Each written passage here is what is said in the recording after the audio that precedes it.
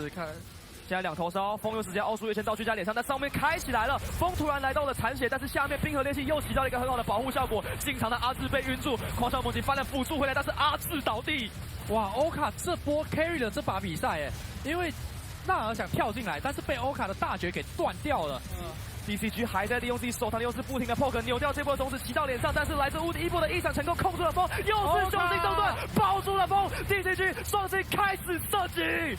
哇，风打了这把会对欧卡说我爱你啊！而且欧卡现在盯上的是对方的中路跟辅助，舍舍要被留住了。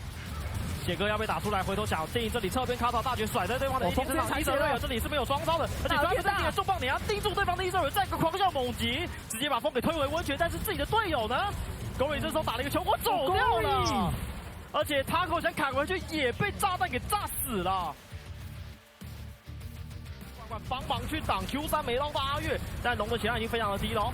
空月是进不去的，想来拼这个龙，去看的位置非常漂亮，小微交的大局，但是这边的队员全部打光，没有前排了。凯撒没有出水空间，竭力垫了一个 double Q 之后，只剩空远一个人了。回头再一飙，但是努力也还在追。那这里其实最主要就还是你没有办法去，你正面顶不进去，你知道吗？扛敌这个时间点的装备来说太好了，就是你这些 poke 并没有办法起到效果的情况下，你就变成是你会被逼的被包夹。阿志怒气控制很好，卡口找到了阿志要来开劈，看一下又被小龙到没血了。小龙是重点，是前提看一下665有没有机会进场，这边的扫射已经结束，665闪现扑进了龙坑，他抢到了电龙魂。在那瞬间也被 PSG 给融化掉，而贝利王城想要输入，但他只是一个2件装的接力。俊家闪现转3个，再用惊人躲避伤害，阿志再用狂射猛击一翻，这是俊家的 double kill。前面的剑魔灭世成功劈死了贝利，塔口还在撑，打出了一个震荡冰封，用领导冲击冲死了阿志，剑魔开劈啦！那么俊家只要再被冰河练习给击飞 ，Chris 卡拉的狙杀收下了shutdown DCG。哎呦，俊家的最后还烫死了2个人。俊家倒下，还是说我不能让 PSG 输啊？7000多左右，没有打野 ，CFO 只能来接团。现在伤害先打在塔口身上，但塔口有水动魂，又有2件坦，主要这个巴龙是争夺不了的。665重击稳稳的把巴龙给拿到手 ，DCG 中甚至有机会来做反打，3件打4个人，665这边是666了，手上这个位置也被风给处理掉。风拿了个 double 之后，卡萨刚出来，队友就倒2个了。在场走吗？走不掉了，没有装到的顺又被奎斯卡塔大绝直接扫到死。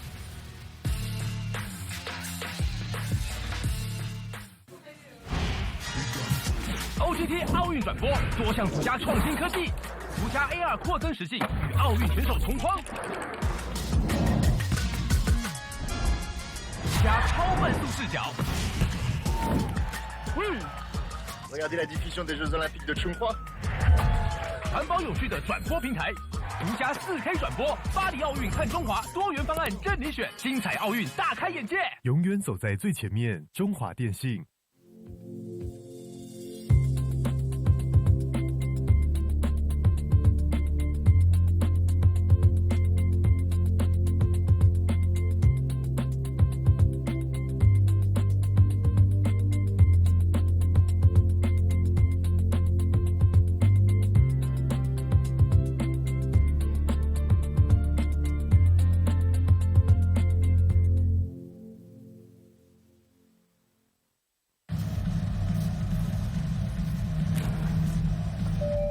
旅客陈志明，华航直飞西雅图的班机即将准备登机。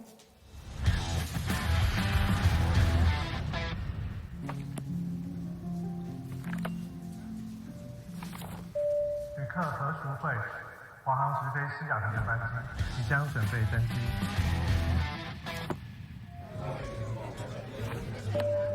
China Airlines passenger Michael Chen, your direct flight to Seattle is now ready for boarding. 华航直飞西雅图，7月14正式起航。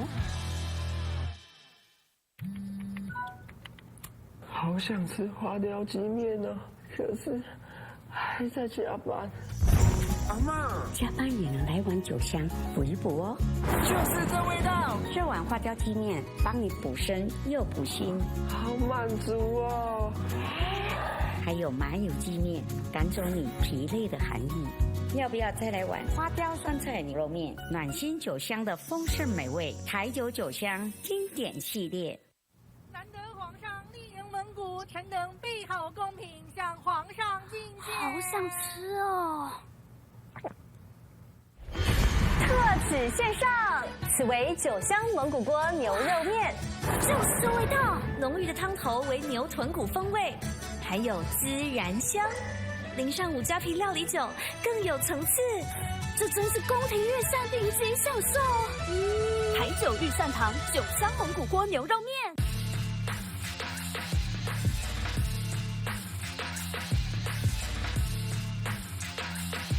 阿志看。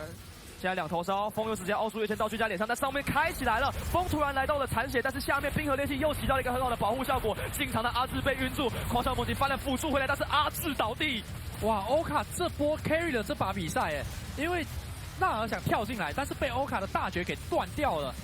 DCG 还在利用自己手上的优势，不停的 poke 扭掉这波种子骑到脸上，但是来自无敌一波的一闪成功控住了风，又是雄心动断，包住了风 ，DCG 双星开始射击。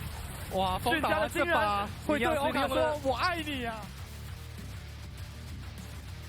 而且欧卡现在盯上的是对方的中路跟辅助，舍舍要被留住了。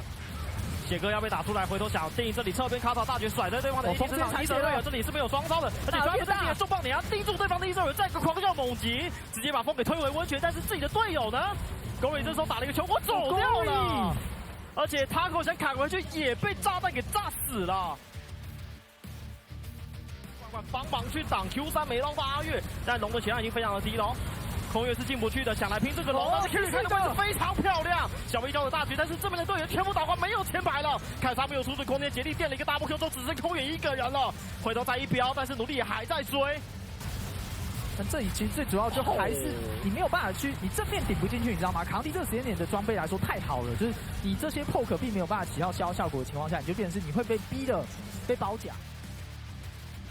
阿志怒气控制很好，塔口找到了阿志要来开劈，看一下小龙到没血了，小龙是重点，4前敌看一下665有没有机会进场，这边的扫射已经结束，665闪现扑进龙，看他抢到变龙文。但他瞬间也被 PSG 给融化掉，而贝利往前想要输入，但他只是一个2件双的接力。俊家闪现转3个，再用惊人躲避伤害，阿志再用狂射猛击一翻，这是俊家的 double kill。前面的剑魔面试成功劈死了 塔口还在撑，打出了一个震荡冰封，用领灯冲击冲死了阿志，剑魔开劈啦！那么俊家只要再被冰河练习给击飞 ，Chris 卡的狙杀收下了shutdown DCG。哎呦，俊家的最后还烫死了2个人，俊家倒下，还是说我不能让 PSG 输啊？7000多左右，没有打野 ，CFO 只能来接团。现在伤害先打在塔口身上，但塔口有水龙魂，又有2件坦，主要这个巴龙是争夺不了的。665重击稳稳的把巴龙给拿到手 ，DCG 都甚至有机会来做反弹，3件打4个人，665这边是666了，舍得这个位置也被风给处理掉。风拿了个 double 之后，卡萨刚出来，队友就倒2个了。在场是走不掉，没有双招的顺又被奎斯卡塔大绝直接扫到死。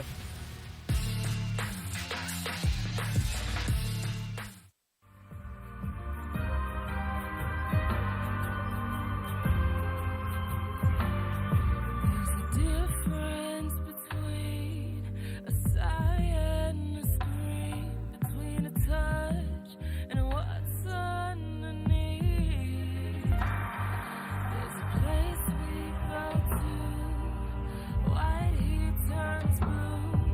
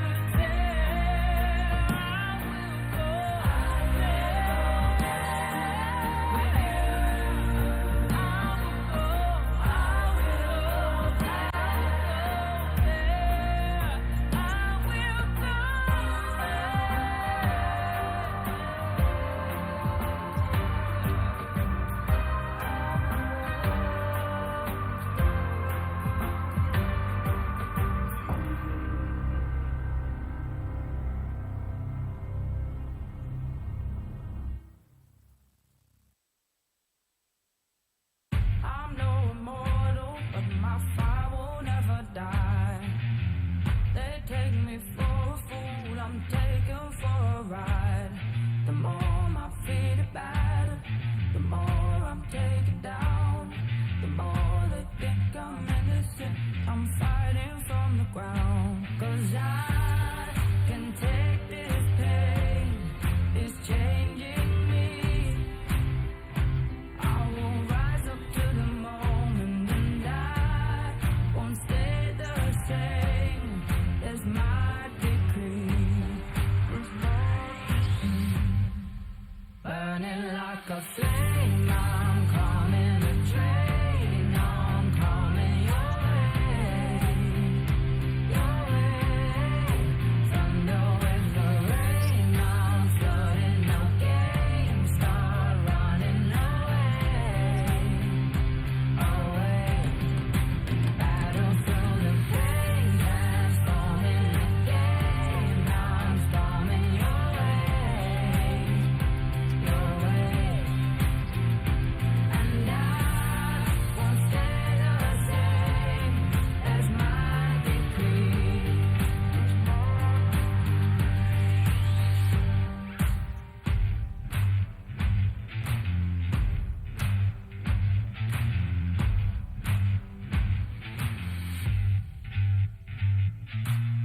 I'm no immortal, but my fire will never die. They take me for a fool, I'm taken for a ride. The more my feet are battered, the more I'm taken down. The more they think I'm innocent, I'm fighting from the ground. 'Cause I can take this pain, it's changing me. I will rise up to the moment and I won't stay the same. There's my decree. Burning like a flame, I'm coming to drain. I'm coming your way, your way. Thunder with the rain, I'm flooding the game. Start running away, away. Battle through the pain, transforming the game. I'm storming your way, your way. And I won't stay the same as my decree.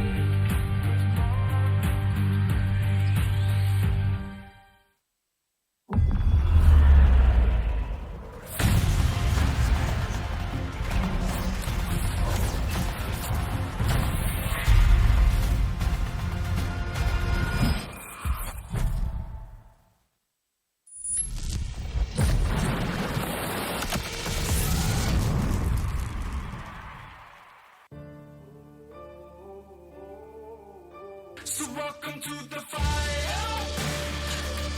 I'm the one with the light. Feel it burning through your veins. We're walking through the flames, getting higher. Welcome to the fire. Welcome to the fire. So welcome to the fire. I'm the one with the light. Feel it burning through your veins as we're walking through the flames, getting higher. So welcome to the fire. Feel it burning through your veins as we're walking through the flames, getting higher. Welcome back, everybody, to this epic conclusion of the first stage of the playoffs, and the script, it writes itself. We're going to have the PCS 4th seed up against the LCO 1st seed, and it's all brought to you once again by Riot Games, Carry International, Changhua Telecom, who if you sign up with them in the near future, you will get 12 months of Harmy Video free of charge. It comes with all the entertainment you could need, things like this, things like the Olympics, so definitely do check them out, as well as the Grand Sheraton Taipei Hotel with 688 rooms, a spa, a sauna, guest house, Michelin-starred guest house at that, banquet halls, I mean, everything you could ever possibly need. Definitely check them out if you are going over to Taipei. China Airlines, who's got all of our teams, all of our players over to Taipei. Comfortable seating arrangements. Obviously, the Airbus A350-900.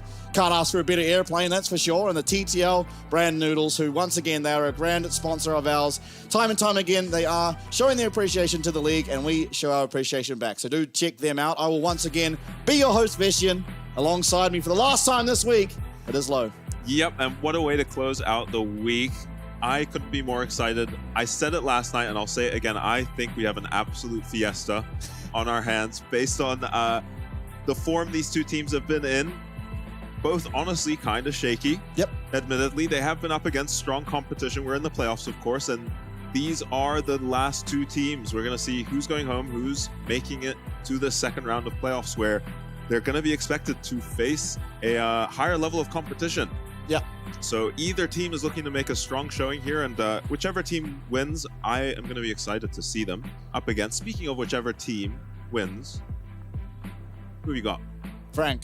You got Frank? Yeah, unfortunately, Frank, I think it's just the names thing. I really struggle to get past it, especially, looking at that bot lane, Wako. He is, when I think of PCS players, maybe aside from Maple, just the player with the most clutch factor. We've seen that internationally. We've seen that in the PCS time and time again. I think when you're in a situation like this, he is someone you can really look towards. And I think ultimately on the Rift in this game, out of the 10 players, if I had to put all my money on one player to be able to get it across the line single-handedly, it would have to be Wako. Stiff competition though, because, Ground Zero, they have Lemus. Yeah, you make a really good point, because we have not seen Lemus actually outperformed yet in this entire playoffs. I think he has just outclassed every ADC he's been up against, and just usually winning his lane, if not winning his lane, playing a scaling champ and outplaying later in the game. So we'll see what Wako's able to do. I haven't been super happy with his performance in the playoffs, but then again, he had a 12-0 Zeri game, and plenty of good games for himself. A game where he fell super behind on Ezreal and still managed to do the most damage in the game. Yeah. As well. So Say it. I'm going to take these guys. I'm going to take Ground Zero. I think Shermfire has looked great. I think Theon has just looked a lot more stable than Jiang has. Jiang, of course, much higher highs, but Theon has caused his team zero problems in this playoffs. Has had virtually no jungle attention. When he does get the jungle attention, it goes swimmingly. So it is good to have this rock in the top lane. And I think this is the kind of series where maybe it's about who loses you the series rather than who wins you the series. Yeah, but I think on that note, when you think of sort of the shakiest player on the Rift, I think it has to be mentioned that Fighter in the mid lane has really struggled in that laning phase. Now, to his credit, he does get online in the mid game. He's been very proficient, and somehow he finds himself 0-3, but gets to the mid game, hops off, looks really, really strong. Oftentimes, those rough starts are the games he does the most damage in the game somehow. So certainly he's able to pilot out of lane, but it is not easy to get into a stage and get that gold against a player like Jimmian or even Pretender, who we will likely see from Frank. And now, ahead of Frank coming on our screens very shortly, I want to bring up one narrative here. One interesting thing about both these teams, right? You had Ground Zero against J-Team. You would expect Ground Zero to just be able to take that one. It's like, oh, yep, this is our first seed LCO. Yeah. Team Bliss, they beat Frank the day before. You're like, okay, this should be easy now. Very clearly, the LCO are at a level now that they can truly compete with the PCS teams. Next day, Ground Zero, they lose to J-Team, and then, the same thing happens. You get to the second stage, it's like, I still think Frank will beat Bliss, and that actually does happen, but it's so close. It's not like, oh, wow, Frank ran away with it. Really, really close. The next day, exact same thing for Ground Zero up against J-Team. So it feels like both of these teams, they aren't performing as well as you perhaps would expect. Yeah, that's and a good think, point. Frank consistently beat J-Team. They always beat J-Team. And it's not really any controversy there. Same thing for Ground Zero. They're always beating Team Bliss. But here we have a situation where both of these teams are struggling to get across the line to the counterparts. So it's going to be interesting to see what form we're coming in here into this game with, if we got the Frank that we expect, if we get the Ground Zero we expect. Because so far, I think you could argue we haven't got either of those things just yet. Yeah, not at all. And I think it's going to be quite a change for Frank, who are starting with Jimmian, as they did yesterday, to play up against Bliss versus now Ground Zero, where Ground Zero seems to be the polar opposite of Bliss. They play for the early game. They neglect the dragons and go for the Void Grubs. They try to snowball their advantages. through the early game and do very well when they get ahead early, versus Frank, who a team historically, they don't mind falling behind a little bit of gold in the early game and catching up later. So a stylistic clash between these two teams where both teams honestly maybe get to play their comfortable style. Yeah, but I will say that in the playoffs, Frank have been playing early game. They've pretty much consistently been up thousands, 3.5k gold it was up against Bliss before that last series. And you're seeing it here. They are much further ahead at that 14, at that 20, but behind at 30 in comparison to Ground Zero. Obviously, overall, up. But this could just be the tail of blue side. Has a 0% for both win rate. teams. Wow. And importantly, in this series, it is Ground Zero starting on the blue side. Yeah, they get that seed. side selection, so they have started on the blue side, which means going into this, they are going to just consistently be able to be blue side on their pick. If they win game number 1 on blue, Frank will be blue side the next game, and it will continue on like that. So if we go to 5 games and blue side's winning them all, it's going to be Ground Zero that start on blue side in that 5th and final deciding game. Yeah, and I love this as the featured matchup. Baron steals. 4. Yeah, I think 4 Baron steals is insane, and yeah, if you add his Dragon steals on there too, he is ridiculous at this. I think the only Baron steal that wasn't against Bliss, I think he had 1 against West Point. I'm pretty sure he found 1 Baron steal on the Maokai against West Point, and otherwise they're all just Baron steals up against Bliss. So Gemini, I mean, and this is something we said quite often about Gemini, not even necessarily about the neutral objectives, but he would walk into the opposing team's jungler, have a 50-50 smite fight, and win it 9 times out of 10, just on like a Raptors or a red buff or whatever. It's something he's very, very good at, and I'm not sure even how it is a skill you train. I think maybe it's just like... It's just built like that. Yeah, he just has that dog in him, I guess. Yeah, it's he just can just really walk good. in, take your buff, and usually it's not a good play. He doesn't need any setup. He can just walk up and take it. Yeah. Sometimes you see his fixation on the smites kind of end up working against him in that second game last night, playing too hard for the steal rather than the fight. And we'll see. I think Brand is going to be a really important pick. I think both of these players, their best carry champion is the Brand out of the jungle. Yeah. Otherwise, Gemini, I kind of want to see him on the tanks. Yeah, I would like to. I think not necessarily that because he can't play the carries. We've seen it time and time again. There are very too many capable carries on this team. and a fantastic player. But yes, there's so many people on this team that need gold. Not necessarily need gold, but thrive with that gold. Jemian loves to get gold for himself and perform in those team fights. Wako the same. Yijang, probably more so than anyone, is the exact same. So now we do have that Aurora ban. I think that is to nobody's surprise, obviously, seeing Tien play it. I do think, obviously, the comparison between Tien playing it and the likes of Arya, as well as Minji, definitely didn't seem as comfortable on the pick, but it is just such a strong pick. You can be bad at it, still press that ultimate and find a lot of value, so just get rid of it. Yeah, it just makes so many headaches for the enemy team to play against. I think this will just be an Ashe ban by Frank into a Corki first pick by Ground Zero. Yeah. Lucian banned away, so we'll have to see what Jimian's able to pick up, but you were touching on this last night, actually, on our way home from the studio. There is just a real opportunity for Jimian to go for the Yone alongside a Sejuani. We've already seen the PCS teams very capable of picking that. Obviously, Phyto will just be on this Corki. Now, he has struggled a lot in the laning phase, so we're really looking to see him come out at least somewhat even. Yeah, not only in the 1v1s in these laning phase, and partially because he's struggling in the 1v1s, he's just going down to these ganks. There it is. The Yone. It hasn't been locked in yet, but I'm not surprised to see this at all. This should just be Yone Sejuani insta-lock for Frank. Fido has just been going to get down to ganks way too easily.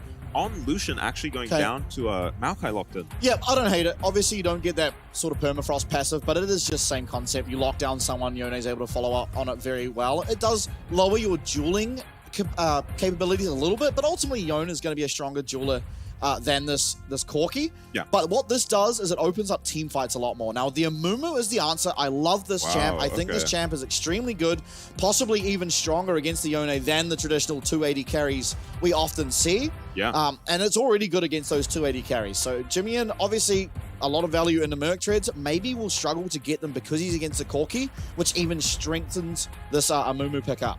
Yeah, I love the Amumu pickup. It looked great. They pulled it out in Game 3 up against J-Team last night. And Shermfire, always quick with the flash ultis. Wako's going to be on Ezreal. Feels good to be Ezreal into an Amumu. Yeah. Possibly the 80 carry Amumu will struggle the most against, so important pickup there for Wako. He should be pretty safe even against that flash ult for the majority of this game. He'll obviously have the cleanse. as well as Flash and Arcane Shift, giving him so much safety. Now, second round of bans to come through here. It looks like 80 carries. Obviously, we saw Lemus on the Varus in game number 2. Honestly, doesn't strike me as a fantastic Varus game just yet, but... Yeah, I'm surprised to see the Varus ban rather than maybe a Jhin ban. Yeah. Jhin sticks out as pretty good here. Zarya's taken away. Jhin might suck against Yone, is the one sort of caveat. Although Varus does as well. Jhin does seem like a stronger champ. It might just be the Jhin ban here, though. Jhin Braum does not feel great. Yeah, that's true, actually. Really difficult to proc the Braum passive. Maybe Sword Art angle, go for the Halo Blades Braum. No, it's not. I tell you that for free. Now, Misfortune banned. Obviously, you see the Amumu. Get rid of the Misfortune. Yeah. Taylor as old as time. That's one of the OG professional sort of, what would you call it? Compositions, I guess. It's only the duo champ, but, you know, that makes an entire team fight in itself, just those two ultimates put together. And Nara ban away by Ground Zero is a bit surprising to me. I was kind of expecting maybe a Rakan ban, but Kaiwing honestly hasn't shown the Rakan yet, and I wouldn't be surprised to just see him on a rel. No, there is the Rakan for Kaiwing. During the regular season, he has played a lot of Rakan. Okay, Lemus just locking in this Caitlyn. That's a first in this playoffs. Yeah, and it doesn't feel like the greatest game for a Caitlyn. Simply because you want to punish your lane a lot, but Israel's not going to really suffer all that much now. Yeah, the Poppy blind is looking to be matched by just a simple Cassante. Poppy is a champion that Tien does spam. He really, really likes the Poppy. I think two of his most played champs are the Camille and Poppy, so no real surprise to see him pick it up here. Yeah, and if you're sweating about maybe the Riven counter picks coming out from Jiang, he will not be picking it into Poppy. Yeah, there's definitely no chance of that. And maybe that's part of the thought process. I mean, you want AP. Yeah, Gwen. The reason we are bemoaning the Gwen pick is that Jiang did not have a great game last night. Yeah, got solo kill. Gwen. Biopanther the GOAT, though. Solo killing out Yi Jiang on that Gwen as Cassante. Yeah, that was absolutely ridiculous. Should just be able to scale into the Poppy as we expected him to do into the Cassante. And become a menace later on in the game. We do have a lot of melee champions into the Amumu, which is scary.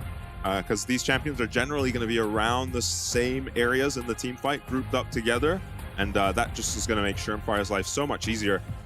That he doesn't have to look for Wako in the backline necessarily. There are two melee carries on the enemy team. Now, while that's true, I think I should point out that this 1-3-1 comp potential here for Frank is extremely hard to deal with. Yes. I think Shermfire, he's traditionally always gone for those Void Grubs. I think this is a game you have to go for that Dragon. Not because of anything other than, you know, like, well, you don't want to give the 1-3-1 those Void Grubs that extra tower damage, but it's better for you to give a timer so they cannot just sit in that side lane. They have to come down, they have to leave their side lane, teleport in, whatever it may be, to contest that Dragon, because if Frank are able to get the first, the second Dragon, that gives them 20 minutes of mid to late game 1-3-1ing where the Yone's going to beat either the Poppy or the Corki, and the same can be said for the Gwen. So it's going to be a very vital objective this game. It will be that Dragon. Yeah, the 1-3-1 is especially impressive if this Corki falls behind. Yes. You need to get these items up on Fido so that he can contest the Yone in the side lane, at least not be in danger of going down. I think he never will be able to contest the Yone, but he will be able to sort of withstand the Gwen a little bit just with that safety. I think ultimately, while...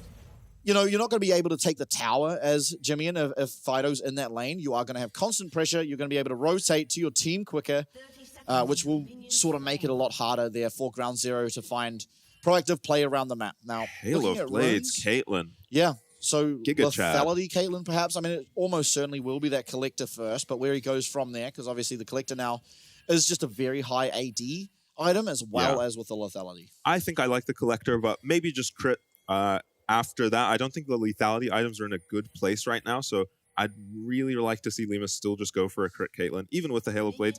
You get why he's taken the Halo Blades for the Braum passive specifically. Yeah, and now, ladies and gentlemen, we are loaded into game number 1. It's Ground Zero going up against FAK Esports. Winner of this game will advance to that second stage of the playoffs. And I got to say it, it's a long trip home for either of these teams. FAK from Hong Kong, and of course Ground Zero from Oceania. Yeah. Neither of these teams are going to want to bow out this early, and honestly, the names across this rift are just such massive names in our region. Yeah, and settle in, because I think it's going to be a long night for these teams. I don't think anyone's getting out of here quickly if last night's games were anything to go off. So many, especially with Ground Zero involved, chance for maybe Limas to get his Halo Blades off, but takes the headshot on Kaiwing. Ground Zero's games last night pretty much all went to a Soul and an Elder, all 3 games. Correct, losing one of those early potions already. As Kaiwing did start the queue, I think it makes a lot of sense, right? You're not going to ever be Wing forward. Okay. Trade going really well mid. This is not surprising. It's a lane that ultimately you're never going to be actually killing this Yone, but he also will struggle to ever get to that wave. Now, Aggression bot, there's the heal getting used there, as well as the cleanse from Wako. Just not respecting that level 2 potential out of Ground Zero, and it does cost them those summoners. Yeah, I'm really surprised Karak has gone for the Ignite on the Braum this game. I think Exhaust a little bit underutilized in the meta at the moment. Would feel pretty good with an Exhaust into a Yone and a Gwen. Yeah. As this is one of the few games where the blind pick Braum doesn't feel that good, right? You're not up against the double ADCs or any AP, projectile-based champ out of the jungle. Yeah, I mean, I think it feels pretty good because you have an entire composition from Frank where their only way to fight is just to go forward. Yeah. And Braum loves it when teams are just going straight forward into him. So I actually think it's a very good pick. I don't think you're getting as much value in the lane as you generally do as the Braum, but I think in terms of a round out for a team composition, it actually works very well. Yeah, definitely going to get value. When Braum does his best, it's when his ADCs are engaged on, and then he's able to deny the follow-up damage from the enemy team. As Shrimpfire's already cleared his jungle and is running at this crab and going to be traded for the top crab by Gemini. Yeah. Also, I mean, this means Jimmy does have to be careful. We saw a lot of early aggression out of Shrimpfire in game number 3 of last night, and it all paid off. There's no cleanse on Wako. Very heavily, but yeah, no cleanse on Wako. He is at the tower. Shrimpfire's here. I don't know that this can be a dive, but they're certainly looking for it. Kaiwing just blocking that bandage toss capability, and so with that, there is no real look for Shrimpfire. I think well played by Kaiwing. He takes a chunk of damage, but keeps Wako nice and healthy, going to be able to pick up those minions. It's FAK going to take a really bad trade for himself, and while obviously the health is fairly even, no mana on this Corki, and Jimmy with the second wind, with the Doran's Blade, with Absorb Life, and all that good healing that is ridiculously broken and needs to be nerfed ASAP, going to feel pretty good. Now Limas, nice 90 caliber near. Yeah, nice dash from the Caitlyn there. Matchup knowledge from Limas. As he's found himself missing quite a bit of HP now, and Gemini's here. Yeah, he is going to be seen on that ward, and so the Ground Zero bot lane will respect it and back on off. This will allow Wako to get a nice early recall as Fido getting looked at. Oh my god, he is just so confident to stand in the face of Jimmy. And again, it's a fairly even trade, but on this kind of health and mana, it's just favoring the Yone. Yeah, does have shielding built into his kit, the Yone, so always going to do better on these low HP totals. As well as just being a melee champ means he has slightly better base stats. Karak, very greedy, trying to freeze. Uh-oh. Happy feet, though. Is able to get out of that. Now he's going to recall. He does delay this crash for quite a significant amount of time, and it does mean Limas is going to pick up the majority of this minion wave, so I think well done. In fact, he's actually cancelling his recall, but tries to cancel Kaiwing's. Won't be able to do so. Yeah, biggest deal is honestly messing up the tempo of the Frank bot lane, but Kaiwing ends up getting his recall off in the middle of that wave. Yeah, so it's going to be some CS loss for Wako. Sweeper on the Caitlyn. Yeah, he had to walk so far back because he tried to look for a greedy recall earlier on, but wasn't able to find it because of the advancement from Ground Zero's bot lane. So he does get the recall off now. We'll be headed back to the lane. But Kaiwing's on the map. Yeah, Kaiwing more than on the map. He's already in this mid lane. Kaiwing, honestly a little bit late by his standards, level 4. Yeah. Often we see him level 2 making a mid lane gank, but deciding not to. I'm surprised Frank haven't focused more around this mid lane. Ooh. I'll trade in this top lane. But, yeah, Theon no TP. Yeah, and things looking really good for Jiang. I mean, he did get that recall off. It looks like he just got a recall off without even having to use that teleport, so a disastrous start up top, maybe a little bit of greed in this Poppy blind pick. Yeah, the stats just so much better on this recall for Jiang. Poppy not actually gaining any stats, just the boots and the tier picked up versus the Amp Tome and the Ruby Crystal for Jiang. Now, Void Grubs are going to be picked up here by Frank. Shrimpfire in the area. They do have to be a little bit careful, but able to pick up every single one of them. was this Maokai, and the Dragon stays on the map as Schönfire. Possibly on the wrong side of the map. Bandage Toss does land. Gemini, though, he is pretty healthy. Another one does connect there. Winter's Bite going to come through, but the flash away. Nimbus Cloak, he gets clipped by that Winter's Bite, but Bramble Smash, it doesn't seem like there's any more play. Bandage Toss should be up very, very soon. Jiang trying to block some damage. Nice work. Actually, he kind of gets his Maokai killed there. As first blood by Schönfire. That Twilight Shroud actually getting Gemini hit by the Bandage Toss and gives over first blood there to Schönfire. I am so confused how that's worked. Poppy wasn't even on the map. I guess Gwen is just not really that useful without her ultimate. They can't fight there at all. On the side of Frank, Schönfire wasn't even level 6. He's level 6 now, and Jiang has no hope of walking up to this tower. And it was Kaiwing returning to bot lane, whereas Kurak up at the play. Luckily for the side of Frank, Yijiang does have teleport, obviously keeping it from his recall earlier. But this Twilight Shroud, I mean, I expected Jiang to just get hit and be able to flash away, but using that meant it was just Gemini getting hit by it. Yeah, and it wasn't even really a numbers advantage for Ground Zero. Poppy is on her way here, but she is so far away. It should just be a 3v3, but it's actually Fido with priority in this mid lane. Jimmy heads straight back to mid, not recognizing his teammates are in so much trouble. How does... Oh, he... Twilight Shroud. He shrouds it and it goes through him, so it hits the Maokai. What a grief by Jiang. Oh, Pretender laughing it off. Hopefully they're able to just laugh it off. It's not Gemini the most did laugh it off pill. too, so... Yeah. You saw on the player cam, he was laughing quite a lot. So I think ultimately they realized it was just a sort of funny interaction and they won't be too disheartened.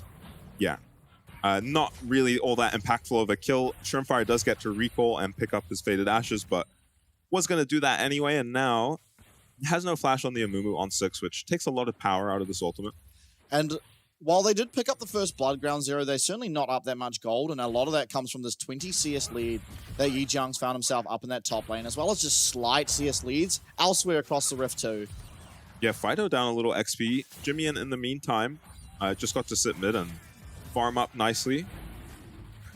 Gemini maybe going to be able to get both these early objectives. Should bode well for the side of Frank. And yeah, it seems like they've managed to... Seems like they managed to get some prio in the bot lane for the side of Frank. I thought the Caitlyn Braum would be good for some bot lane prio for a little longer. But for now, yeah, all the objectives going the way of Frank, just the kill on the side of Ground Zero. And at some stage, Lemus lost Flash. So I think Kaiwing being bot actually found the Flash, and now it's getting punished. The cleanse comes out. 90 caliber net, yeah, but where can you go now? Lemus, he's just stuck in that alcove. Heal coming through, though, and they're finding a lot of play here onto Kaiwing. Lemus kiting, playing fantastically as the wall does go up, but Lemus is going to go down as Kaiwing who picks that one up, and through comes the Curse of the Sand Mami. Wako trying to get away, but the Bandage Toss will deny it as Kurak now being locked at. It is going to be one kill turned around as Gemini now has to try and run away from this very, very scary Amumu, but another Bandage Toss and everything going up. Schönfire, he's 3-0-1 on this Amumu. Wow, and every member of Ground Zero played that fight incredibly well. I don't even know how Schön managed to find that last Bandage Toss onto the Maokai. Very impressive. And overall, win for Ground Zero. A lot of the kills going to the Amumu, but watch how long Lemus and Kurak are able to delay this engage.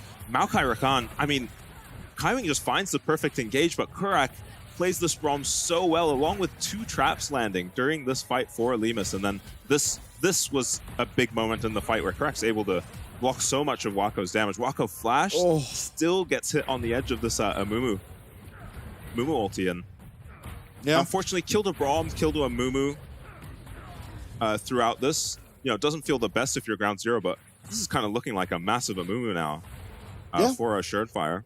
Very scary. Maybe not exactly where you want the gold to be, but ultimately it's just good to have that gold in any case. It was obviously Kaiwing as well that picked up the kill eventually. Fido being looked at. Oh, nice. Valkyrie gets him out of that True Shot Barrage as well as the Grand Entrance, and Kaiwing takes a little bit of chip damage on the way out. Schönfire going to be able to pick up 3 Void Grubs for the side of Ground Zero, even out that Void Grub score. Yep. Feel good about that if you're Ground Zero. They're a team that's used to getting a lot of these Void Grubs. They've got a 1k gold lead for themselves now, and our concerns about Fido struggling in lane have not really manifest so far this game. Jimmy is, getting the better of him, probably doing better in this lane than he should as the Yone, but Fido managed to get a roam off as well, so you got to count that in. Yeah, Jimmy did manage to get a plate for himself, so ultimately should be very far ahead in terms of that gold here on the Yone. We'll see if he's able to actually impact these fights. And we've seen him on the Yone before, right? We know he can, but Ground Zero are a very good team, and it's going to be hard to play up against this Amumu, and honestly the Poppy as a Yone. Yeah, Surenfire has a Leandri's already. He is itching for a fight with his ulti and flash up in a second. Talk about itching for a fight. Jiang, and Tien actually cancelling that ult maybe a little bit early as the needlework still coming through, but Tien will be able to make his way out. Still, this bodes well for the lane phase here of Yi Jiang, who is now at a near on 40 CS difference in the top lane. Yeah, you're never picking Poppy expecting to win your lane, but you're hoping to not go down this much. It was a blind pick. And picked, you know, I guess as a neutralizing pick up against Jiang. Wako does have his teammates nearby. We'll see if they decide to pull the trigger on ground zero. No cleanse, no flash on this Ezreal. And his tower is taking a lot of damage. Yeah, just suffering a little bit as another plate there claimed by the bot lane. Oh, Brom's not even on the map. Oh, Kaiwing. So much damage from this Amumu. Yeah. It's actually looking for a recall, maybe, Surenfire. Just look at the red wards on the side, on the spot side for Frank. Yeah, Surenfire just seen everywhere he goes now. Going to get hit by that sapling, but of course it is the locket picked up here early on for Gemini. He has the AP damage in his team, doesn't need that Leandri's. Thought he might bump into Surenfire for a second there. Not someone you want to be bumping into right now. Yeah, I mean, again, here's another ward, so they are just tracking Surenfire perfectly either side of Frank Esports, but the collapse is coming down. Wako, very, very weak at this stage of the game. Only the Phage and the Sheen. This blue buff is going to be picked up by Surenfire. There's nothing they can do about it, especially with Gemini recalling there and not being active on the map. Yeah, and the Great Thief has his blue buff stolen away from him. Surenfire waddling on down. Oh, E used by Wako. Hold on, Surenfire has flash. Gemini is waiting, though. We saw this in the series up against Bliss last night. Gemini just kind of can smell when the dives are coming and overextensions from the enemy team, and he's just there, as you see again. Look how strong these solo laners are, though, on the side of Frank Esports. It is a 1k gold advantage for Ground Zero, as we do, unfortunately, get ourselves a pause. Fido having a laugh, so maybe something funny occurred. Yeah. He did look initially confused when the pause came out. Let's see, hopefully nothing too bad, as Jimmy in there on your screen is starting off this game fairly decently. 20 CS lead. Yeah, very far ahead in his individual lane in terms of that CS and even getting a play for himself. But it has been Fido much more active on the map and helping out his team. And honestly, the team have been paying off. They got that kill up in top side. He's been able to cover bot lane as well when Lemus wasn't on the map. And so I think he's been playing very, very well. Navigating this lane perfectly fine. Yeah, and honestly, you don't usually want your kills on an Amumu, right? Doesn't feel amazing for that champ. You want Caitlyn getting these kills. You want, you know, the Corki snowballing and getting to his 2-item spike. But against a comp where you're pretty much guaranteed to land 3-man, 4-man Amumu ults this game, it feels pretty good to get your Leandri's up so quick. Surenfire hasn't had a chance to really use his ulti and flash yet since picking up this Leandri's. Is matched by the Locket, much cheaper item. Yeah, as we head now back into game. Obviously, things looking good for Ground Zero. As I said, 1k gold advantage. They are down that dragon, as the next one will be spawning now in 13 more seconds. But Wako looking for a recall. Hopefully has the Triforce. Not sure if Frank are even going to want to contest this. There's a Mumu now, 3-0-1. Very, very strong is Surenfire. And a lot of that gold advantage pretty much solely on that Amumu. So it is really going to be up to Surenfire to prove that he deserves those kills. Obviously, not really his choice. It's just kind of how the team fights played out. Yeah, second dragon now started up by Frank, and you were hoping that Ground Zero would be able to get some of these early dragons. They're on their way now. Yeah, team fight is very strong here for Frank, as an Nature's Grass going to come out. Kurak should be able to block that up for his team, but it's a dragon. Take out Julian! He finds a 3-man engage, and Carmen's going to be able to get in 2, and it's a disaster! We have so much gold on the Amumu, and the Amumu's gone. Tien with a fantastic keeper's verdict, but is it enough as Jiang flashes forward? Tien flashes away, does use his headbutt there on the minion to even create more space, but it's Frank Esports and Jimmy who pull the trigger on what was an immaculate team fight. Yeah, Jimmy snaps his fingers and instantly takes out, 3 members out of the fight immediately from Ground Zero. Lemus with an item completed would have really liked to participate in that fight, never got a chance. There are a lot, items are completed for the solo laners of Frank here, and it's so difficult to walk into this Maokai. The Maokai Yone synergy, they're all lined up because of the Maokai ulti, and he lands a ridiculous Yone ulti because of it. Wako deadly accurate with these Qs. even still, Jiang whiffing on the final activation of his ulti there might have taken out the Poppy too. As you see, Lima's still doing plenty of damage. Yeah, certainly was, but it was obviously Jimmy with the most immaculate start to that fight. Obviously, yeah, Gemini puts out that Nature's Grasp, gets everyone into one line, and at that stage, it's a lot easier for Jimmy to just land a massive knock-up and then ult, which he does. Fido now is just getting dove by Jimmy. Misses that Q3, though, and with that, actually evens out the trade. Yeah, do a recall Jimmy, I think, so he just sends it on to Fido, who is now completely out of mana and quite low on HP, so can't really shove at all. And if Jimmy overstays here, he can actually maybe just take this tower or make Fido commit his TP. Yeah, probably going to look for that teleport out of this Corki. Obviously, Jimmy not having access to his, it's really good to try and get more off the map. Fido is going to use that teleport, but he's using it mid, so this bot lane tower is 100% going down. Jimmy cannot get to this Rift Herald unless he recalls right now, and somehow it's defended for long enough. Yeah, this should just be the Rift Herald going over to ground zero. You're always taking that trade if you are Frank, though, especially because Jimmy gets to pick up some more waves and start hitting this bot tier to ground zero. You got to do something quick. Yeah, recall coming through here for TN. He does not have teleport available to himself, so now this becomes a 4v4, and with that, the Rift Herald a lot less certain as Jimmy now making work on that inner tower. Wako constantly pushing in these mid waves, sorry. Yeah, and Jimmy 200 gold shutdown, no kills even. He just has that much gold now. Almost 20 CS ahead of the clock on the Yone. Oh my. Ian is running at him. Yeah, Jimmy might have to commit this ult to get away. Oh, Bandage Shots does go wide. Fire with flash. Not going to commit it though. Wow, I'm surprised they don't commit to this play when the Yone has not backed for so long. I thought Jimmy was going to get punished for overstaying there, but... Yeah, they might just be worried they run out of steam, right? Obviously, the Leandries exists here on Fire, but look at the items that Tien has. He has almost nothing built to deal with this Yone. Yes, Yone does a bit of magic damage, but ultimately, it's going to be majoritively physical damage, especially with that Blade of the Ruined King coming through, so possibly wondering that maybe if I flash forward here, it's going to be an overextend. Be happy you got the ults out. This is going to take a lot of pressure off the map where Jimmy is, and just back off out of that. Yeah, no item completed for Thean yet. Probably just going to go for the Hollow Radiance so he can kill these waves nice and quickly. There's an extra Ruby Crystal in Fido's inventory. Yeah. Ooh, Jimmy tries to predict the Valkyrie out of Fido there, but Fido holds his nerve. I wonder, I mean, the only argument is he wanted as much power early as possible, but that doesn't even make sense when you could just get a long sword and build towards your Mirror Mana. So I think it is possibly just a misclick in that shop. Oh man, and there is just zero progress towards this Mirror Mana for the Corki. It feels like this champion really comes online at that 2-item spike, and that is not happening anytime soon unless we get some big injection of gold somehow onto Fido. Yeah, Frank is still hitting gold. Obviously, a lot of that, once again, is on this Mumu versus the Maokai, and I think that bodes well for Frank, considering their carries are ahead. Lima's getting looked at here by Wako. Trades fairly evenly, but with Jiang here, he's not going to be able to follow up any further damage.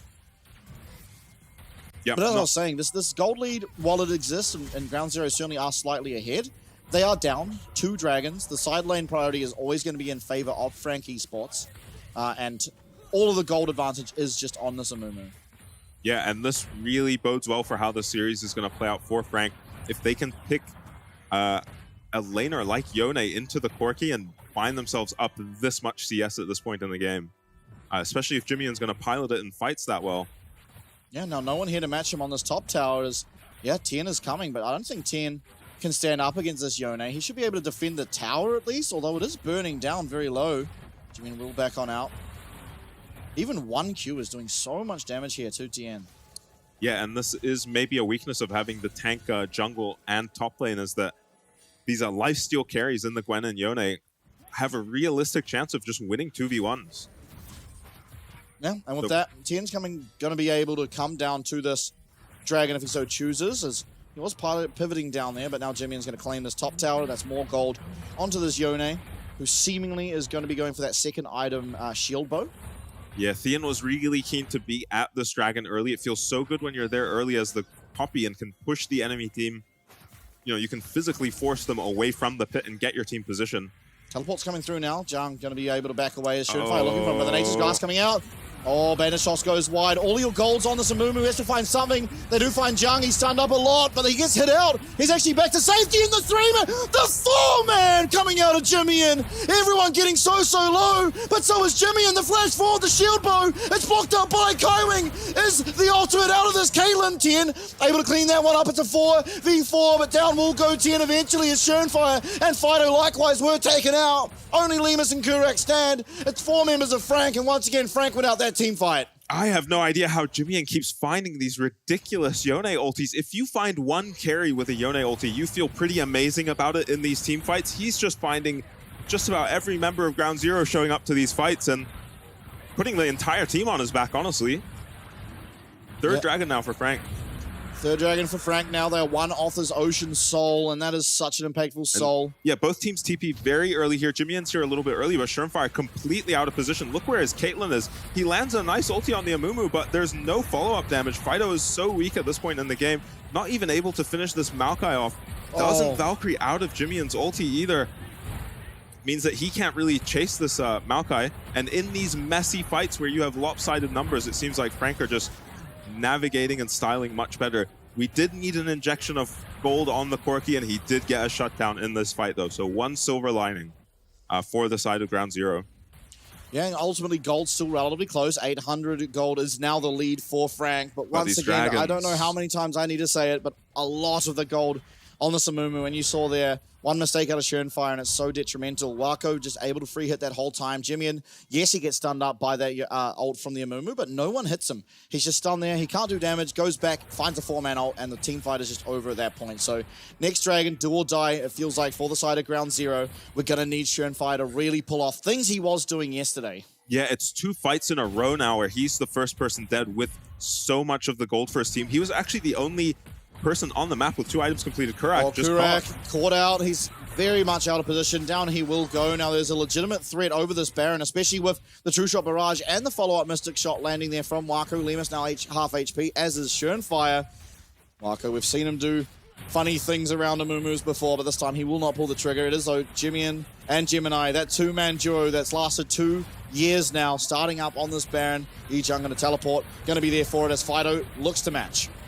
Yeah, how do you get in the pit as Schönfire? You're already half HP. Jimmy-in is harassing you. Yeah, and Kaiwing's completely stopping you from getting there as Jimmy-in does go back to his original soul tether. So close to getting into the pit. It's a nice ultimate, but Gemini is not going to be able to get the smite. It is Wako who picks it up, and Jiang following up with all that damage. It's 2 kills going over to Frank. It's a Baron for them, only Kaiwing going down, and they've got now 3 minutes to try and get some work on these standing objectives. I didn't see the HP on that Baron, but it's actually Wako who picks it up with both junglers in range. A little bit scary for Frank, but they end up just picking up a 23-minute Baron that's going to segue them perfectly into this 4th dragon and their soul. Schönfire here just commits his ulti to kill Kaiwing. You kind of see how good this Amumu can be into the Rakan, but in this situation from so far behind, he needed to get more out of his ulti. Let's see the HP on the Baron. 2k, 1.5, 50 HP. It went down to 1. It went down to literal 1. Yeah. And Wako ends up securing it as Gemini uncharacteristically maybe made a mistake there. Well, I think Wako just not hitting the Baron at any point was also a bit of a funny play. I think ultimately, you know, he used his E to get away from the Amumu, probably needs to go over that wall, hit the Baron at least once or twice. As Gemini locked up here, he is going to use that Nature's Grass. True Shot Barrage will come through and land onto 2 tanks. Doesn't do all that much damage, but Gemini is going to be able to escape as Jiang takes that bot lane in a tower. Yeah, and we're seeing pretty quickly Frank are cleaning up these sides. They were already winning in these solo lanes, so these towers already feel really flimsy before you get the Baron buff, once they get the Baron buff. Yeah, now all of a sudden this gold lead has ballooned. 3k since picking up the Baron. It was about 1k before it, but 5k is the lead entirely now. Yeah, and Jimmy-in going to be zoned off this top lane tower, but that's going to mean they're just giving up mid lane. Wako will take this out very quickly. QSS now available for Jimmy-in here on the Yone, so going to lose a little bit of effectiveness here on the Amumu as Wako continues to just play so aggressive. Arcane shifting forward as soon as he wants to. Very low on mana though, so maybe having to look for a recall in the near future. Oh, wow. Oh, wow. Schönfire finds the play. Redemption coming through though, and Jimmy-in going to be topped up on health as Kaiwing does manage to make his way out in some way, somehow. They're actually able to escape. Yeah, I mean, that seemed like a play from Shermfire, but it might just be too little too late with these QSSs finished up now. Gwen is immune.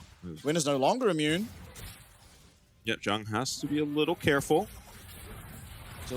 Much better Gwen game from Jiang so far, as Frank are pretty low on HP and mana here. Yeah, Jimmy going to lose out on his shield bow as well, as Gemini getting shut down here in the mid lane is going to get taken out.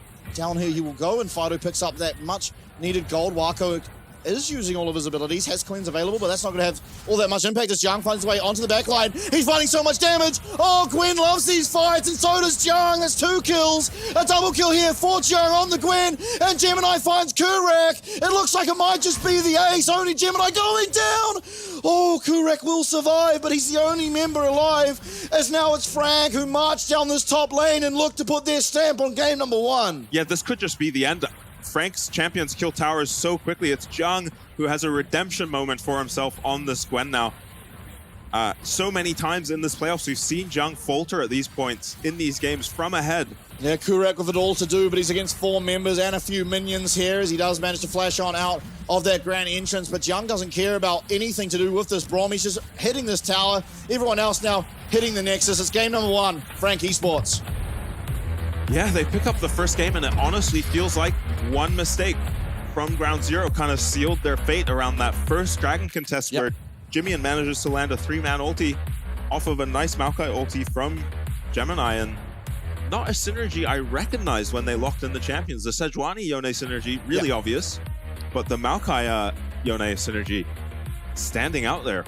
Yeah, and I think it's good. I think that Frank can now, letting Wako get fed up. I think Kaiwing spent a lot more time in that bot lane than we usually see. Yeah.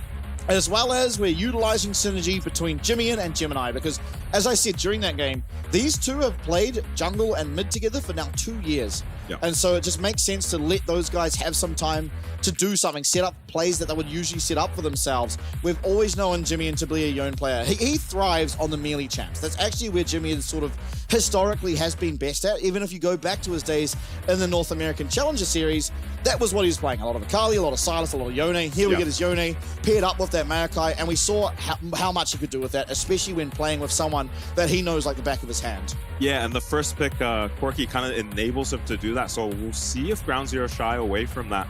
They do have the option to choose their side again, as Frank actually start the series by picking up a red side win, which is exactly what they needed to do to win this series. If you just trade blue side wins, you can't win if you're Frank, so massive start from them, about all you could hope for.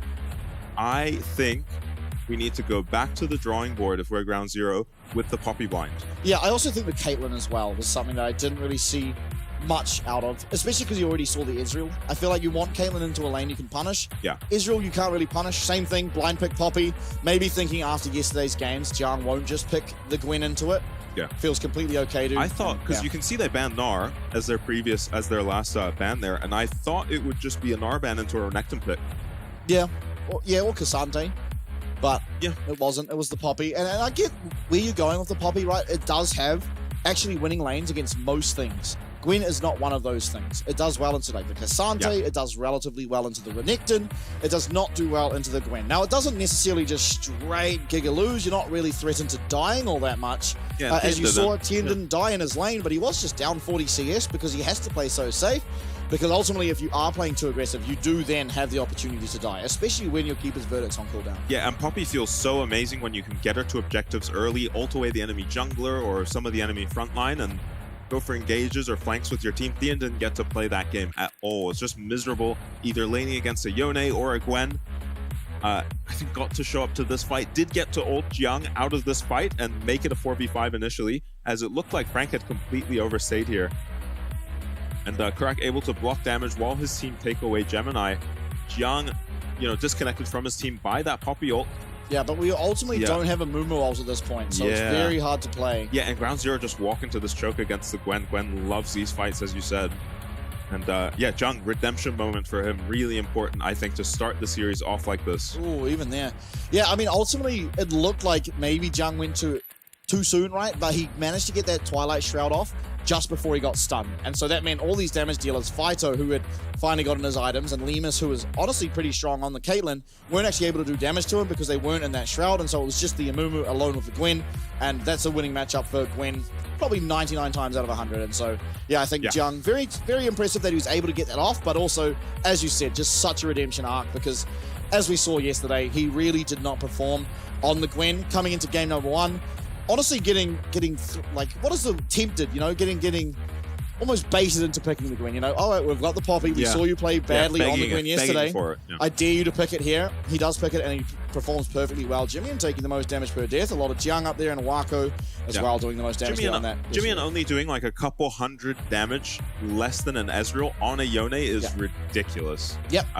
MVP for this game. Yeah, absolutely. Yeah, almost a formality.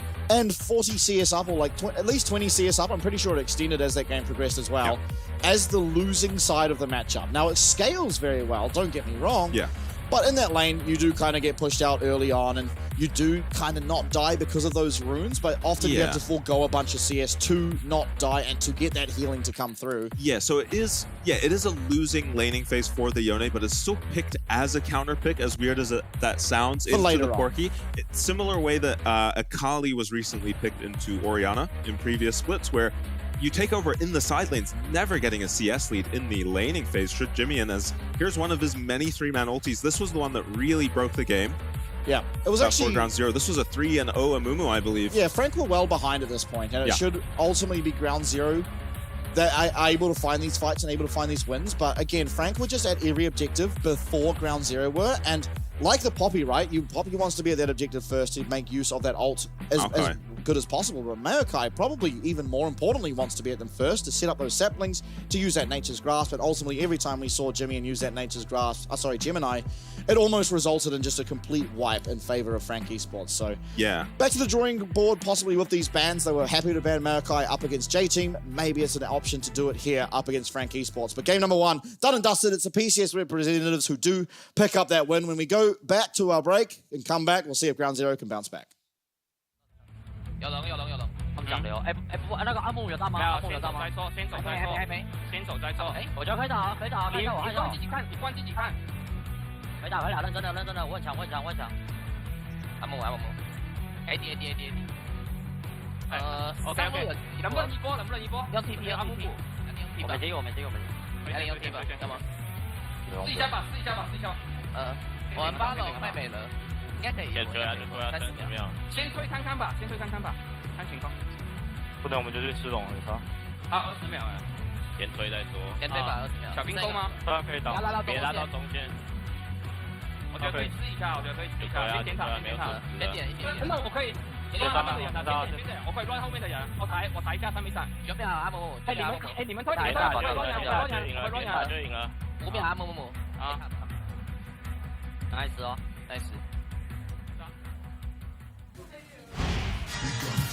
OGT 奥运转播多项独家创新科技，独家 AR 扩增实境与奥运选手同框，加超慢速视角。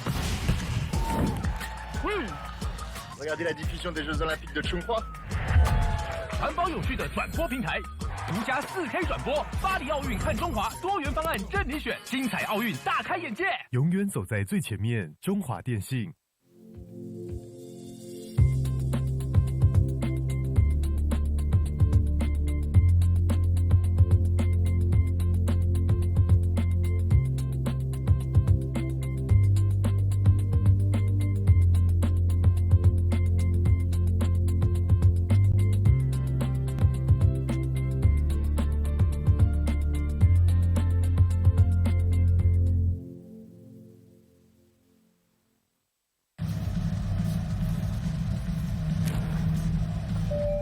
旅客陈志明，华航直飞西雅图的班机即将准备登机。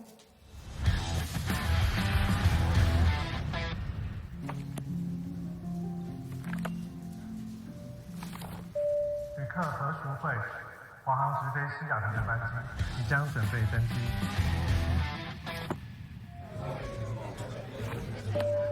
China Airlines passenger Michael Chen, your direct flight to Seattle is now ready for boarding. 华航直飞西雅图，7月14正式起航。好想吃花雕鸡面啊，可是还在加班。阿嬷，加班也能来碗酒香补一补哦。就是这味道，这碗花雕鸡面帮你补身又补心，好满足哦。还有麻油鸡面，赶走你疲累的寒意。要不要再来碗花雕酸菜牛肉面？暖心酒香的丰盛美味，台酒酒香经典系列。难得皇上莅临蒙古，臣等备好贡品向皇上进献。好想吃哦！特此献上，此为酒香蒙古锅牛肉面，就是这味道，浓郁的汤头为牛臀骨风味，还有孜然香，淋上五加皮料理酒，更有层次。这真是宫廷御膳顶级享受。台酒御膳堂酒香蒙古锅牛肉面。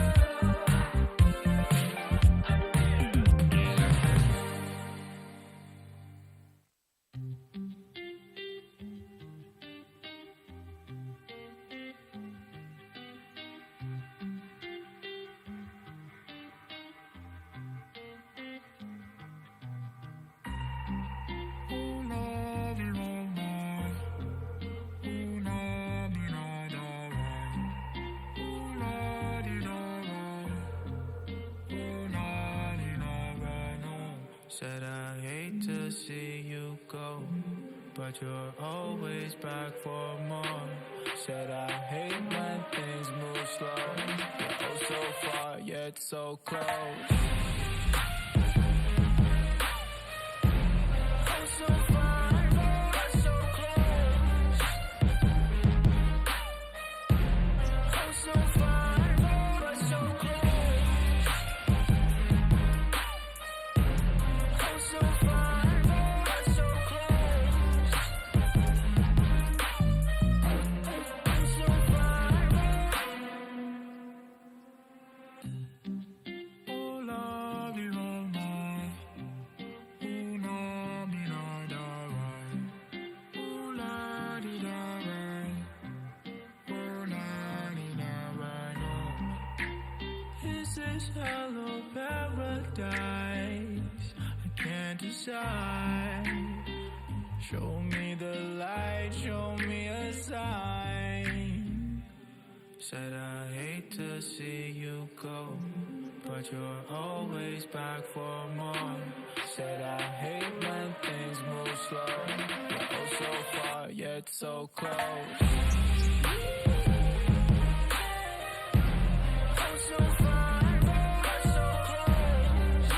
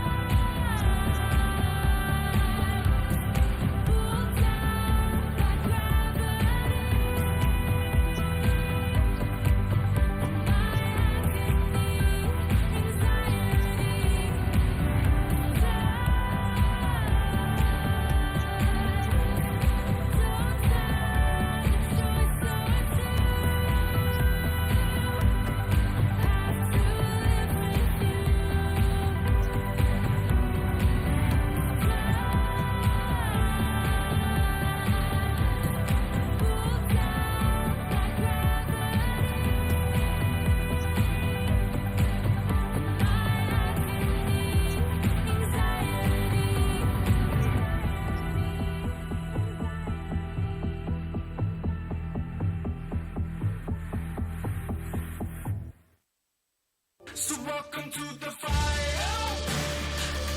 I'm the one with the light. Feel it burning through your veins. We're walking through the flames, getting higher. Welcome to the fire. Welcome back, everybody. Heading into game number 2, it is FAK Esports with the lead in the series 1-0, but it's not without controversy because the very start of that game was very Ground Zero favored. So we're looking at this one. What can Ground Zero do to get that lead again and to keep it? Yeah, and as much as we did praise the Amumu, and it certainly looked great in the clutch in that previous series last night, I think Shermfire just looked a little bit lost on the tanks. I think he's historically just looked better on these, as he's really getting in the zone right now. Yeah, all the Shermfire chakras aligned. And I think he does, some responsibility does fall on his shoulders for that previous game. He showed up to many of those fights as the strongest champion on the map, most items completed, and went down first without achieving anything on the Amumu. His team was relying on him that game, and maybe you just have to pick the brand. It was available. I said brand would be a mega high priority pick this series. So far, both teams just ignoring it. Yeah, absolutely. Now, it is going to be Jimmy, and of course, once again, playing after a game like that. After a game like that, there's no world in which you sub that guy out. Wako, you were saying it in the player cams. He kind of felt a little bit outside of that game. Yeah, and I was confused about his posture. It's because he plays with the mouse lined up with his keyboard. Oh. Lined up vertically rather than horizontally, which is a Counter-Strike thing usually. Yeah, but that's usually the keyboard just doing a 180 almost. But Well, let's see. It is the Rumble Band here first for the side of Ground Zero. They're also going to take away that Lucian, Lilia, once again for Frank, and the Aurora to follow. Yeah, should be no changes for Frank, and it's up to Ground Zero whether they want to run back this draft and try with maybe the Brand in place of the Amumu. Because if Shermfire gets a 3-0 start on Brand, I'm feeling a lot more confident. I like the Maokai band already. Yeah, there still is the option of that Yone and Sejuani, which I think is ultimately just as strong, just in a different way. Yeah, maybe the Yone should be the focus. Yeah, we'll see. I mean, I'm starting to sense a little bit of a Corki crutch here for Fighto, as he's only really shown the Corki and the Lucian thus far, and the Corki has looked like his most successful pick, but unfortunately was not able to get across the line last one and actually falling down in that laning phase quite drastically. So we'll see. He's going to pick it up again. I think this is no surprise to anyone, but he's going to really have to prove it, because I really don't think we should be seeing a Corki fall so far behind. Yeah, so he did move around the map a lot, catch waves and defend towers for his teammates, but you cannot attribute the entire deficit he found himself at to the rotations, as this time it's the Brand picked up. Yeah, I mean, now what are we going to have in our mid lane is my question. But this makes sense. Get rid of that Leona already. Yeah, once the Brand gets picked, 3-1 prediction from Fido. We'll see which side of the 3-1 he ends up on. Look, I wouldn't be too surprised to see it a 3-2, and I don't even know who would win. Yeah. So Schoenfly just going to be okay with the fact that he's going to be the Zyra into Leona. Traditionally not been a good thing. Kurak actually going to get his Alistair. That's massive. Yeah, very good into the Leona. We saw them destroy J-Team's bot lane with the Alistair into the Leona. Yeah, and it was against the Israel as well, which you would expect maybe is the pickup here. It would lead to a couple of mid lane bans almost certainly. Yeah, and I dislike that Lemus's pick is being left so late in the draft here by Ground Zero. He found himself on a subpar ADC in the previous game just because of how many ADC bans were able to come out. The Zeri, okay. Likely for Wako, but could also be for Jimmian. Yeah, and it's annoying because you'd actually like to ban the Yone here if you're Ground Zero, but Jimmian will be really happy taking the Zeri into the Corki mid lane. Well, I mean, we'll see how this progresses. Bans will come through here for the side of Frank. You'd expect 80 carry bans. Get Lemus off comfort. It seems like Ground Zero don't find as much success. There goes that Jhin, very strong laner, and very safe when it comes to these team fights, as well as you know that Lemus can pull off miraculous things as this Jhin. Did get that win against J-Team last night with it. Now, do Ground Zero want to double down on this Poppy pick? They can ban the Gnar and the Gwen and then go for the blind Poppy again. I think they were expecting the Cassante maybe out of Jiang.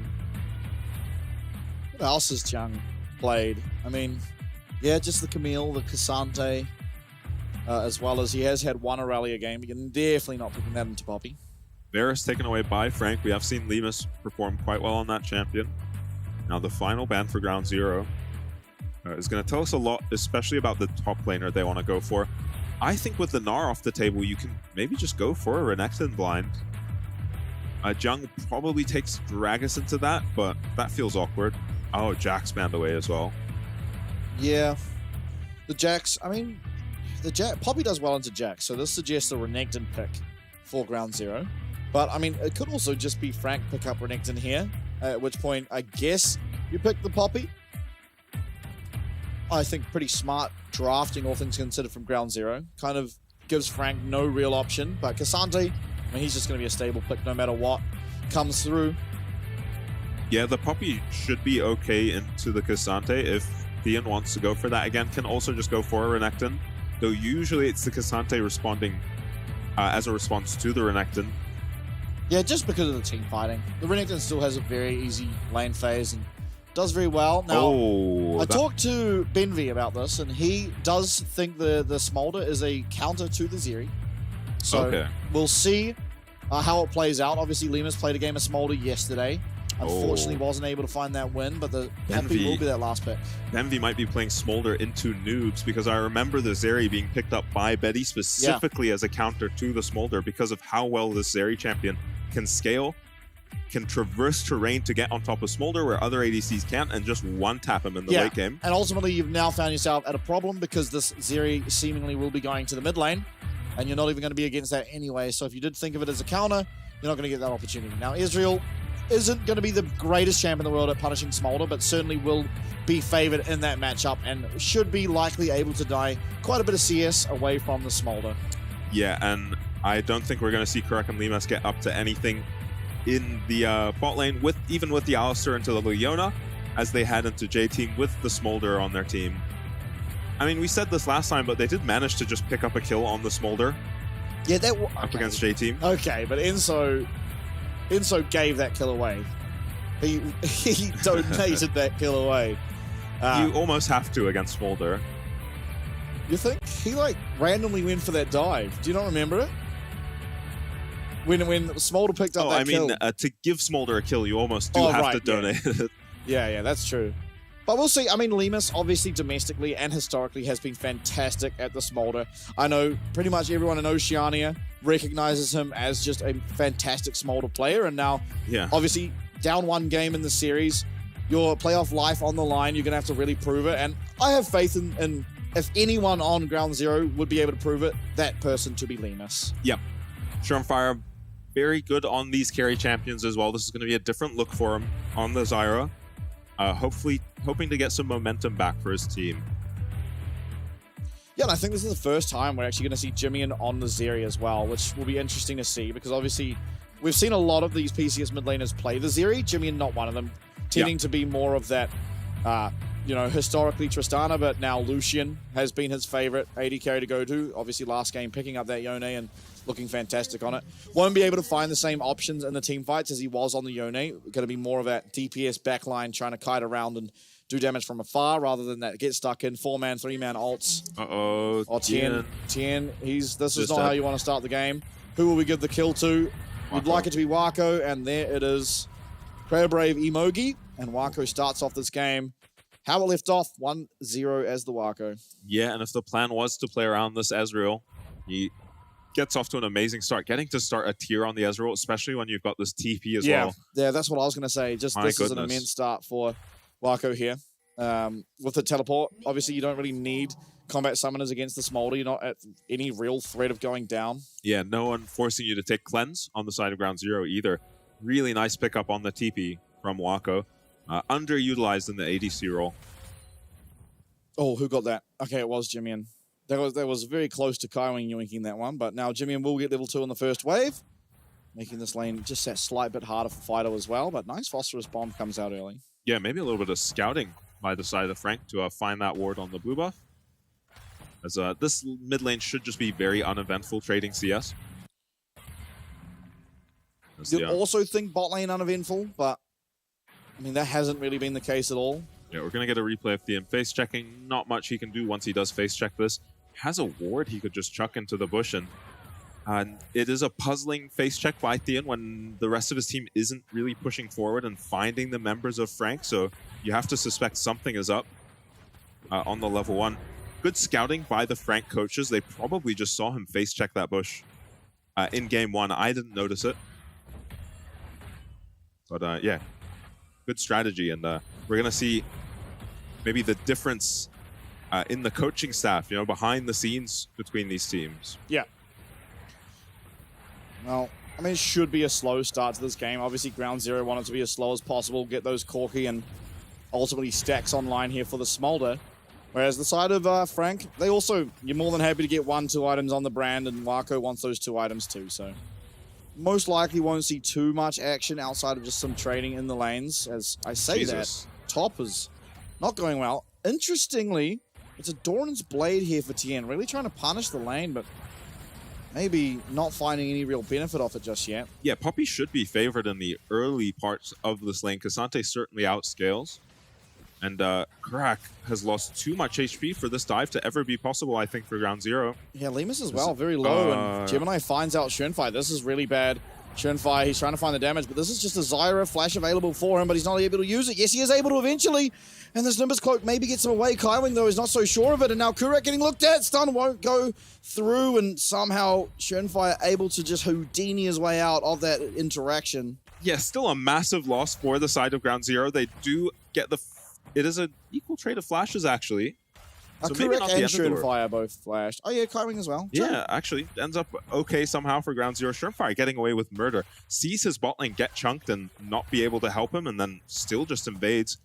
Can't help himself when he sees the enemy jungler is weaker. I think he might have thought that Gemini is pathing top, because ultimately they had that one scout ward, and it was taken away by Kaiwing and Jimian. So I think he might have thought that Gemini starting that blue buff, the wolves, and then going up to the top side. Yeah, possibly, but he was running straight at Grom. We'll see a Hex Flash onto Jimian in the mid lane. No flash on this Alistar. And Kaiwing is kicking himself for holding on to his Ignite. Oh, true, in that previous fight.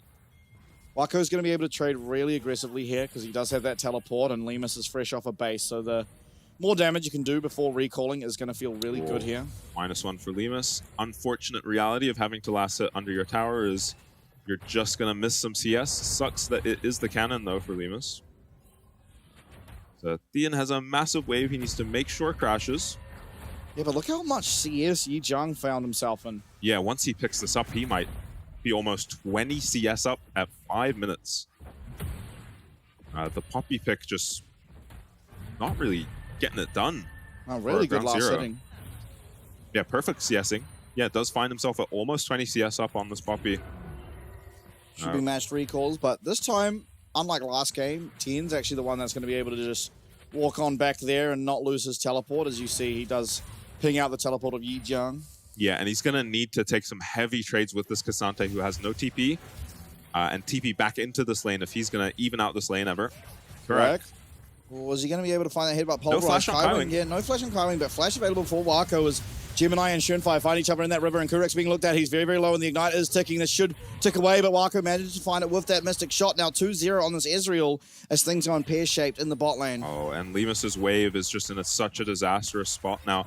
You really would have loved Shrimpfire to just come down to help you get this wave crashed if you're the side of Ground Zero. Correct, you see he's got no follow-up on the Smolder. The Conqueror Ezreal is so much stronger than your out-of-mana Smolder at this point in the game. At any point of the game, the old out-of-mana Smolder doesn't bode well. Bright spot for Ground Zeroes that Fido is doing perfectly fine in this lane. This is true. Fido definitely playing well for himself and could be a deciding factor hitting on later into the game because, as I said at the top of the show, even when he is behind going into mid-game, he often just outperforms. Yeah, 0-3 will still just do the most damage in a game out of nowhere. Will Fido, and not as countered by the Zeri as he was by the Yone in the mid and late game team fights, and another engage from Kurak is going to get him killed here. No flash, and ultimately just used both his abilities, and Gemini's down here. Nice sidestep there though, but Gemini's still looking for him, doesn't have flash, doesn't land the stun, and Lima's trying to find all the damage he can. Almost turning a kill around there, but Wako now wailing at these health bars, and still very good trade and very good mechanics out of Kurak to be able to sidestep and dodge out of so much ability. Yeah, should just 100% be dead there on the Alistar, but yeah, fancy feat from Kurak, save him. Little outplay. This is what Ground Zero are going to need to get themselves back into a game where they're already very behind. Yeah, ultimately though, taking a look around the Rift, it is a 1k gold advantage for Frank Esports so far. Pretty much an opposite of what we saw last game, and obviously we did see Frank be able to turn that one around. Yeah. And Ground Zero have their opportunity to do the same here. Pathmaker going to be cancelled out by that Steadfast presence as Gemini once again looking at his bot lane. Seeded Blade connects, and maybe this is going to be Kaiwing in a rough position, and he does have flash, gets on out, but the tower shot! It's traded to 1-for-1. Incredibly well played by Lemus, and Kurak don't even use any of their summoners to trade a kill back there. Gemini commits his flash too. It was Lemus just blocking the brand Q there that made the biggest difference. We're looking for Smolder, but Shunfire is here. Frank, they're pretty much committed to this, as they are going to find that kill. Can Gemini get out? No, he's going to go down to the tower shot, and it is Shunfire with that plant damage that claims the kill credit, but still, this is more downtime for Lemus on the Smolder. He's not going to be able to pick up any of these minions as they crash into the tower. Yeah, and this is why Alistar is so good into the Leona.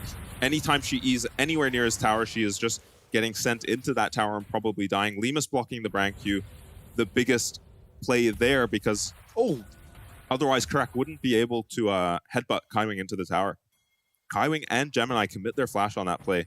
Lemus unfortunately loses his flash too and goes down. But Wako just too perfectly clean. fine. Yeah, Wako, he was putting the moves on Gemini, but couldn't quite avoid Wako as well at the same time. 3-0 now is Wako on this Israel. Uh-oh. Very, very rough position for Ground Zero to find themselves in. Tien trying to stabilize this top side, but still he finds himself just slowly but surely getting further and further behind. Yep, Shermfire is doing very well in this game, though. Gemini spending so much time bot lane has meant that the Zyra has a big CS advantage. And should be able to take away this blue. Shermfire seems pretty hesitant because he knows the Zyra can collapse on him. Both mid laners going to be in base. Just kills the buff so quickly on the Zyra.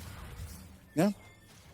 There's a hit and then isolated 1v1. But I also, this is something we often see, right? And it's somewhat of a critique I've had for Shermfire is that the other junglers, even Lalva in the previous series, is just so much more active on the map. Yeah. And so while Shermfire is finding himself an advantage, we have Gemini just the whole time getting advantages for his solo lanes, or I guess duo lane in this case. Yeah. Where now Wako's just 3-0, so any lead you've got as that Zyra is kind of completely null and void. Well, you got to play out of your mind now on the Zyra to justify it. I'm not sure if he got spotted. He does get pinged. Yeah, he does get spotted. Wasn't hugging the wall. Was Shermfire. Otherwise, he can avoid that. Frank are trying to bait this, though. And, I mean, I have to favor the 3-0 Israel over the Smolder at this stage of the game. So sitting only at 56 stacks. Yep. Not all that much in terms of damage for the Smolder. Ultimate available for Kurak, so he is able to tank up more than anyone else in this bot lane, but still. So Shermfire is just laning with his bot lane for now. Wants to get them prio through the bot lane so that they can walk up for this dragon. Wako already torturing Ground Zero. It's not going to be an easy game for them. Lemus loses half his HP, and this is probably the dragon uncontestable if it wasn't already for Ground Zero. Oh, so quick with it. That was while Kurak was not in vision. Yeah. Yeah, Wako not the easiest player to engage on. He's low on mana on the Ezreal now. Fido in the mid lane having a much better showing, but still has found himself at a disadvantage. Now, we have seen Zeri, at least in the PCS, picked as a counter to the... Oh, hold up. It's just dead. Oh, it's just the classic. Lemus trying to sidestep that Mystic shot and Wako running him down with those auto attacks. And yeah, Wako finds himself a fourth. Yeah, and we said it at the top of the night. How is Ground Zero going to look if Lemus has ever outperformed this game? He will be outperformed by Wako. How does Ground Zero look? I imagine this virtually never happens domestically and hasn't happened in the playoffs so far. Yeah. Definitely going to be a rough position to play for. Now, they do scale very well, obviously. I don't think you'd really discuss who scales better. I think they are just pretty even, all things considered. Yeah. Yeah, hard to pick a team in terms of scaling here. You'd used to say Smolder, but again, as we talked about yesterday, oh no. Jiang just down. Oh my god. He should be able to pick up this kill eventually, but he is out of movement. But yeah, Lemus is as well. Yeah, his E is probably just too far away. Lemus at least getting stacks from this. Lemus might get his E up and get out of here if Jiang takes too long with Got his E up, but he did get slowed. Oh my god, I think Lemus has made the great escape. Yeah, he has flash. Yeah, he's completely fine. My goodness, cool, calm, and collected. Lemus does wander out and takes the flash off of this Cassante on his way out. Yeah, that's teleport, flash, and Jimmy's here. Oh my god. And there's the Zeri ulti down too. How does he do it? Okay, outperformed he is not, as he just burns so much around the map here for the side of Frank Esports. Now, in the meanwhile, it is Wako up on this top side. He's going to be farming himself yet another wave. Lemus that whole time only getting the occasional stack from hitting this Cassante, so it is still going to be a detriment to his scaling. Yeah, but so much tempo, resources used by the side of Frank to get nothing onto the Smolder. He even picked up the wave on his way out of there. And yeah, couldn't help but smirk to himself, Lemus, as he knew, how big of a deal him surviving there was. Yeah, absolutely. It is still obviously Frank very much in control of this game, as they are up now 2k gold, and that's extended even slightly more by the falling of one of those tower plates. Yeah. I will say Thien will have a pretty good game now if we're going to see Wako solo kill onto Lemus from Lemus's POV, unfortunately. Oh, it was just a W and an E, and then the walk down auto attack. Just lethal. just found lethal. Limas not recognizing he needs to run for his life early enough there, as probably not used to playing against this fed of an Ezreal. And Ground Zero being cheeky, trying to lane the Smolder into the Cassante here, which actually is a playable top lane matchup for Smolder, but when you're already down 2 levels, and the Cassante has an item completed, not very playable at all. Yeah, now bot lane is rotating to this mid, and this is where you start to actually get stacks on the Smolder, importantly. So Limas now should be able to find much more stacks than he was prior, but oh, Wako, deadly accurate, misses that Mystic shot and ease forward. Now, we've seen that be punished in the past, but no one around in this occasion. Wako definitely the most fed member on the map. Jimmy and Schönfire not too far behind. Schönfire again, he picked up his early kill. He certainly has a champion that can take over a game, or at least carry through to that later stage where Fido and Limas can. So it's really up to him to bridge that gap. But they are, you know, down 2 dragons, and you do have to make it through this Cassante, who is being looked at. There is obviously an E available. Oh, he actually finds the angle to get the all-out without it being cancelled there by TN. This is coming from the side of Ground Zero, There but we are. Yeah, I mean, Jiang's dead. It's picked up there. TN picking it up for Karak's himself. gone down. But yeah, oh, it is traded. Yeah, I'm not sure where Karak has gone down on the map. I'm assuming in this top lane it was Gemini who picked up the kill on him, who's now 2-1. Yeah, probably just gets stunned up here. Doesn't have ulti on the alley, maybe? Oh, he's just hit by a dry Zenith Blade. Do you really die with your ult up here as Alistair? Well, he used ult, and they just sort of... Yeah, and they just wait for it and kill him. No one is coming. Oh, loses his the flash too. Probably a much bigger deal than even going down. Yeah, I think so. The Ignite and the dots. You were always sacking the Rift Herald there, so maybe inexperience showing from Karak, who not much point in trying to get vision on the side of the map where you're never contesting. Low. Very low, but I see a fully stacked tier, and I'm pretty sure he's about to back for his full mirror mana now. Yeah, 4-0 now, 40 seconds left on this Dragon. Jiang able to get out of dodge there, but doesn't have teleport, so maybe look for a recall quickly if Frank want to contest this Dragon. There's nothing else on the map, so it would make sense for them to do so, unless they want to just put some priority on that top side and perhaps look for an inner tower. Yeah, I think Frank are rushing to get Wako this spike on the Ezreal. If he can recall and TP back into this fight, he is so accelerated on this Ezreal. He's getting this spike almost a full 5-6 minutes before we usually see it. Limas cancelled his back. That is a big deal. Yeah, slows the tempo down of Wako, but ultimately has TP. Yeah, I forget about that. You are walking into a Zyra who's had so much time. Sternfire has been here for a full minute setting up plants. So it could be scary now for the side of Frank to contest this Dragon, but you need to get this Dragon if you're Ground Zero. Yeah, and this is... Oh, okay. All right, we're good. It was just a quick 180. Quick scope. Limas on the way in. That's the mid lane tower now taken out, and all of this plant setting up will just go to the wayside as Frank will get control of that mid wave, and thus the Dragon. Yeah, Shrimpfire's lost half his HP, I'm guessing, to just the poke out of this monstrously fed Ezreal. Yep. No argument as to who was the strongest champ in this game at this stage of it. It's Fido, once again, he's finding his way to these gold and to this item, but play the Rune King actually for Jimmy in here, first item, which is a surprise. Flash away there, form shoot fire, now we have a Zyra. Without flash. Yeah, and without smite for a couple seconds, but we'll be back up in time. Shrimpfire is 2 levels up on Gemini, as Athena is being really annoying and somehow took half of Jiang's HP off. I think that's just still from earlier when Jiang face-checked into Shrimpfire. Wako also missing half his HP. You might just be able to get this Dragon now if you're Ground Zero. Yeah, it is down now to 6k HP. Will be resetting and getting topped back up on health, but it's Ground Zero with control over this river. Jimmy trying to poke away at these health bars as Tien in that pit. Have to be careful of Brand. While we are talking a lot about Wako, Brand is very, very strong at this stage of the game. Through comes Mom. Kaiwing does go forward with that Zenith Blade, and Kurek does pull the trigger. Brand, can he get the ult off? No, it doesn't look like he could. Yes, he did, actually. That is a lot of damage, and Wako's going forward. Not able to find the kill there onto Tien, who is slowly burning away, but the Brand passive will not be able to take him down. Still is actually burning, though, but the health pot seems to have kept him alive. Now, very low health bars across the rift here for Ground Zero as Wako eating forward constantly. They do have the smite, and it's the side of Frank that do not, but it's the side of Frank who, regardless of losing their jungler, being low on HP, are able to secure themselves that third Dragon. Yeah, Wako is just way too strong in this game for them to do anything. That's an Ezreal ulti that passes through some creeps, but still massively chunks Limus. And you see what happens when you don't get the clean engage onto this Brand. If that was a flash in the mid lane, Limus dead. Wow. Yeah, I'm we'll not get a replay. too happy we panned away at that exact time. Jimmy being looked at. Has that lightning crash, though? This could be dangerous.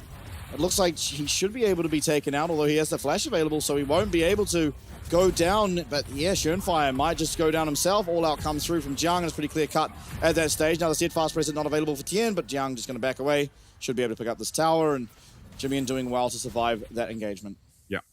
I mean, great. They get the bot tower, and Tien on the Poppy not able to disrupt the just a Q flash from Ezreal, I'm guessing here. As yeah, greedy recall. Would have been very close to finishing it. Oh, just E-flash actually into the auto. Very smooth from Wako. Yeah, doesn't look that quick when I do it. 5-0. That is a very, very scary squad Israel to go up against. He's going to be very quickly making his way to that Bloodthirster. And, you know, that last fight, he was low on HP. You thought it could be their opportunity back to find that team fight, to find that dragon. But he's going to be picking up the Bloodthirster second simply because it is Wako, and he does that every single game. Yep. And that from the Bloodthirster from ahead feels so oppressive. Yeah. As Schönfire is focusing on poke this game. Going to get the double dots going actually over the Rylai's. Rylai's feels a lot stronger in my eyes as the second item. It's really good at disrupting. Yeah. You find a lot of value out of just disrupting people rather than do that raw damage, because you are not lacking for damage on the side of Ground Zero. Yeah, and on the Zyra just in general. Yeah, this is true.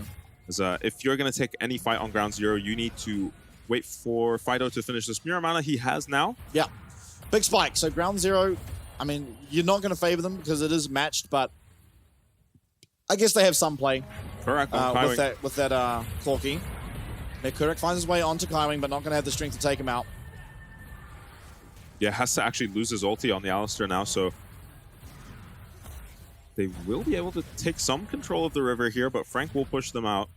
Yeah, just so scared of this Baron. I don't really think Frank are truly threatening a Baron. I think Wako hasn't recalled in quite a long time. Yeah, I think anytime the enemy AD is this fed, there's a Zeri on the enemy team, a Brand. You do have to just constantly worry about the Baron. Somehow, regardless of the 5-0 Israel, the champ that will do the most damage to the Baron is the Brand. Yeah, ridiculous HP-based burns and burst on this champion. Jimmy being looked at again, but he's playing somewhat aggressive. Not really all that aggressive, but he does just have his support there. Like last time, had the teleport available for Yi Jiang. Oh, Limus, he's going to take a large chunk of damage. Yeah, oh, actually, he wasn't in range and dodged out of the queue. Yeah, nice little dodge there. As somehow finds a two-man ulti. Goes Wako.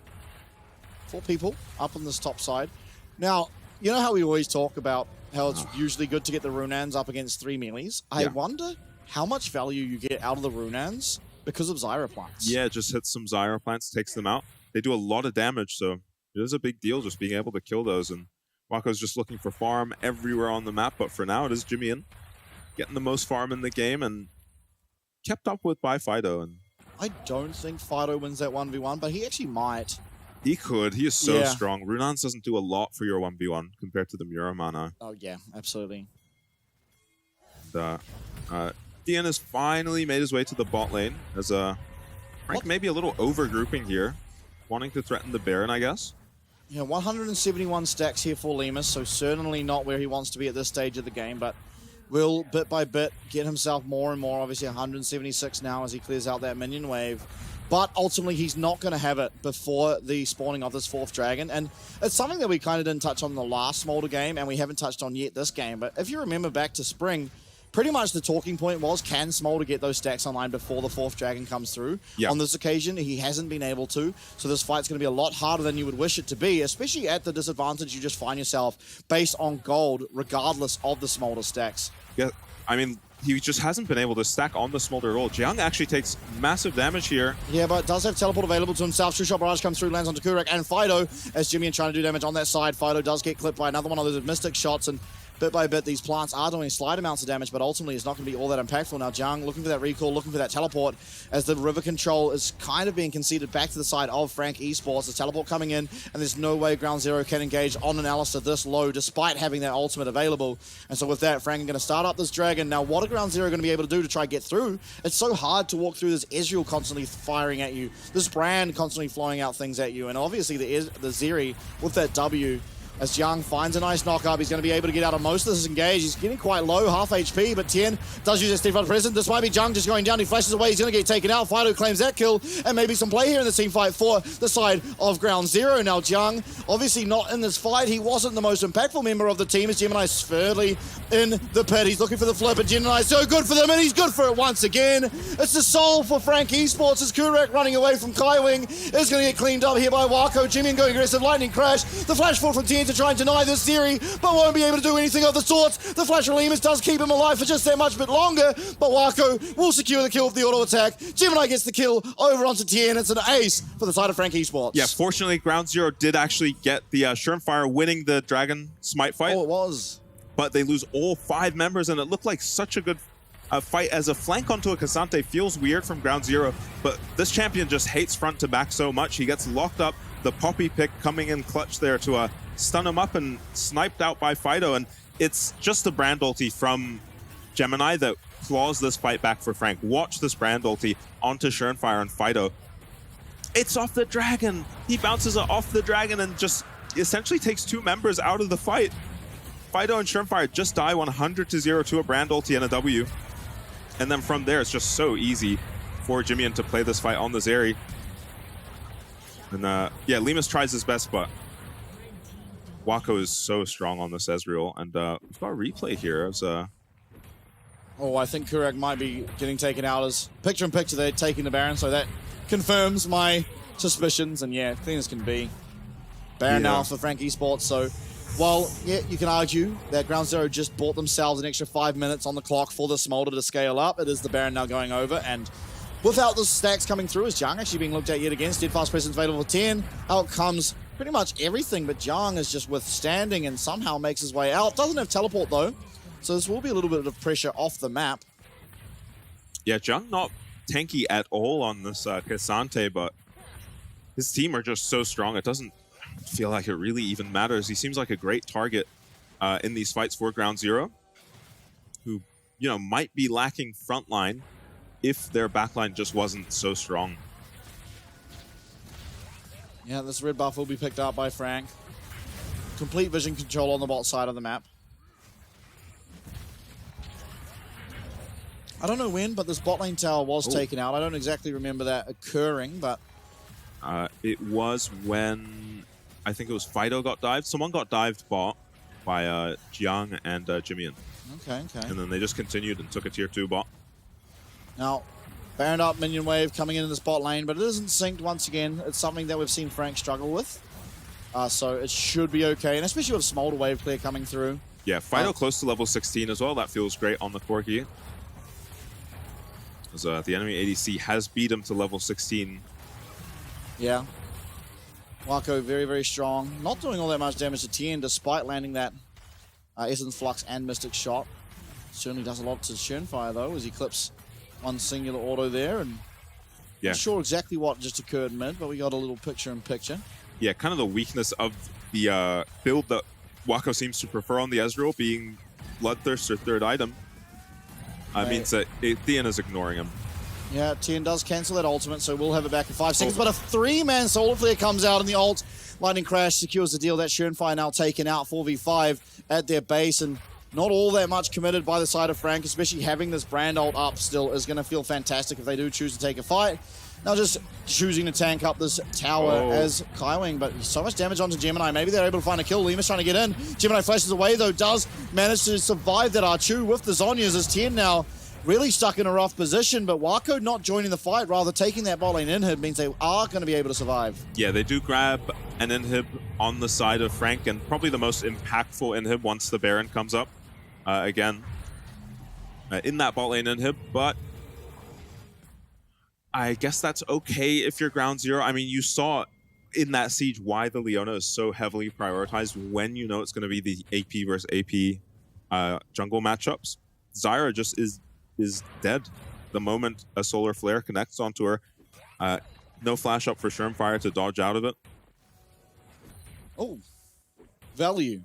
Double pink ward there in that bush. Now, 30 seconds on this dragon. Obviously, Shermfire stealing that last one means this is only going to be the soul. No Elder possible. And Frank, again, they are just so strong. Wako, especially 8-0 now, doesn't have quite yet access to that Spirit Shogun, that massive damage amplification. Also doesn't have any form of armor pin for, in particular, this Poppy. Yeah, look at the jungle. Oh, Shermfire. Oh, no, looking for the ward, and he is just completely taken out. Teleport's coming in from Wako, and looks like Fido trying to get in here as well. Actually, Tien, sorry. There is going to be Shermfire going down ahead of this dragon, and Zhang just looking for the fight. Finds it onto Fido. Fido going to be able to flash away. All out comes through to bring Tian back to his team. Maybe not the easiest target to take out, but Jimmy's on the flank. We found Jimmy on the flank, and Lemus might be able to take him up, but no. He gets on over that wall, and now he's looking for the stun, looking for the slow, and everyone's going down. It's only going to be Lemus left alive. And if this is not a metaphor for the entirety of Ground Zero in a lot of these playoff games, it certainly looks like it to me, but it's a clean ace for Frankie Sports, as they will claim game number 2. Yeah, Kaiwing finds another engage somehow, as Gemini is more interested in the soul, maybe buffing up his stats a little bit, but clean engage from Kaiwing, and then another immaculate brand ulti from Gemini. And yeah, a clean game from Frank. Ground Zero able to laugh it off, but now they find themselves down 2 games in this series, having to make a big drastic change, I think. Yeah, absolutely. And I think if you're Frank, just keep things going as they were. I mean, in this game in particular, again, you know, Ground Zero were behind, but so many of these team fights were on a knife's edge. I think ultimately Tien actually outperforming Yi-Jiang, sure. because Yi-Jiang was up something like 30 CS in that lane. So you could say the lane phase, certainly Yi-Jiang outperforming. But when it came to these team fights, the impact this Poppy had was much higher than Yi-Jiang. He was bullying him. Yeah, it just doesn't matter. Because Wako was 8-0-4 in that last fight. Gemini is just able to have so much more backline access than we were able to see from Shermfire on that Zyra.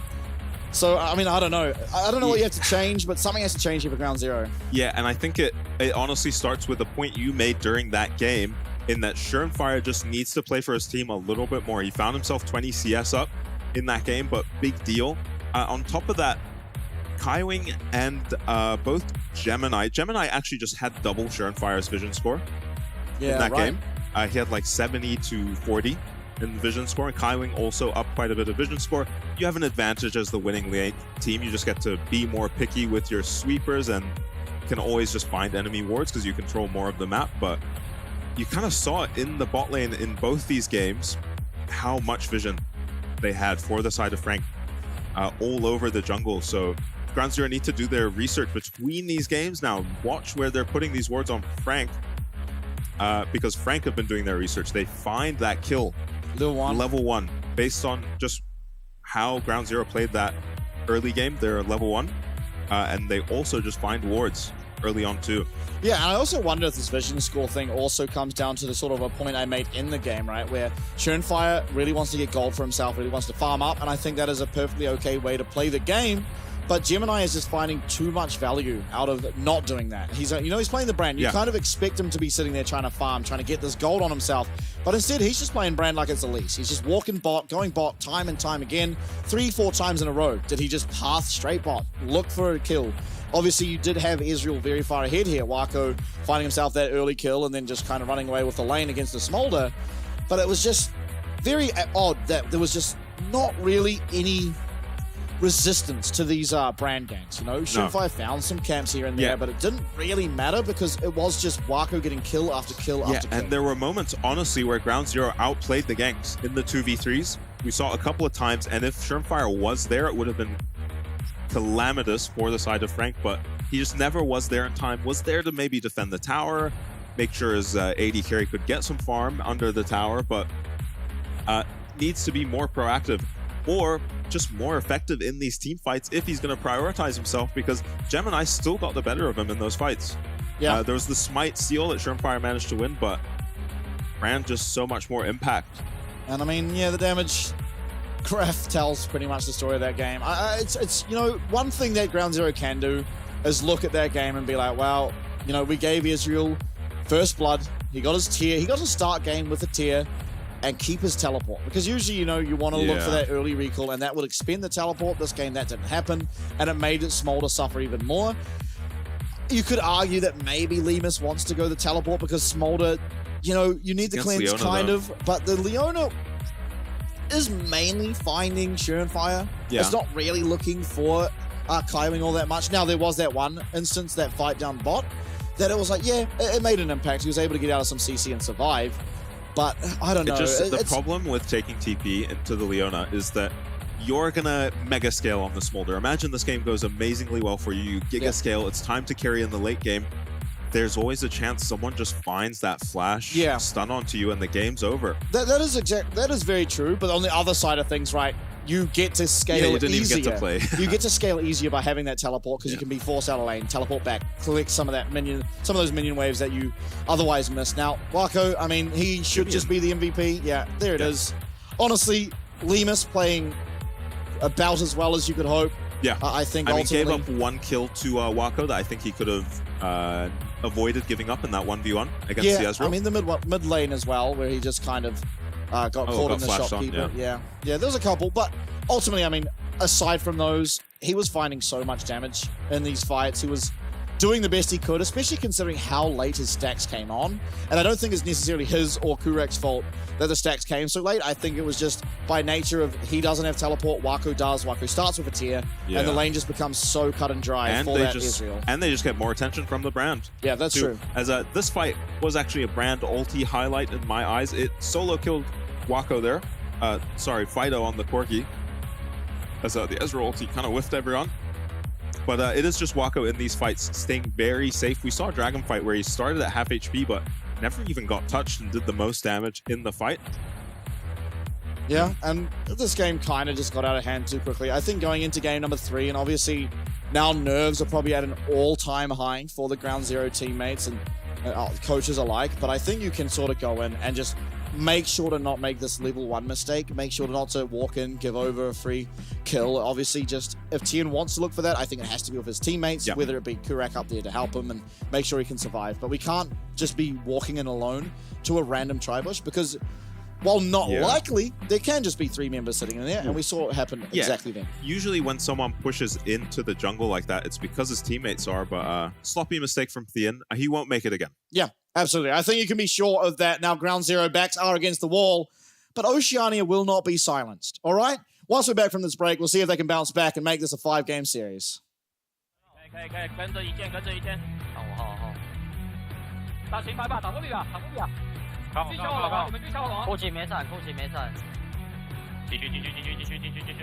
等我，到座。没闪。来着，好像1个助攻都没有哦。哇，最后差那个助攻。我去帮你们吃了。要了一波。啊，来吃。好，没抓好闪。啊，接地神。刚好领用还行啊，领用一些就好了。关键是胜率的接力，多个人就好了。对，不需要做些什么，其实也不知道教你。10秒加多，还是杀他？开秒要哎！哦，上海，我2秒带，记得他有。喂，不懂啊，他要不要等我？OGT 奥运转播多项独家创新科技，独家 AR 扩增实境与奥运选手同框，加超慢速视角。Regardez la diffusion des Jeux Olympiques de Chongqing。环保有序的转播平台，独家4K 转播，巴黎奥运看中华，多元方案任你选，精彩奥运大开眼界。永远走在最前面，中华电信。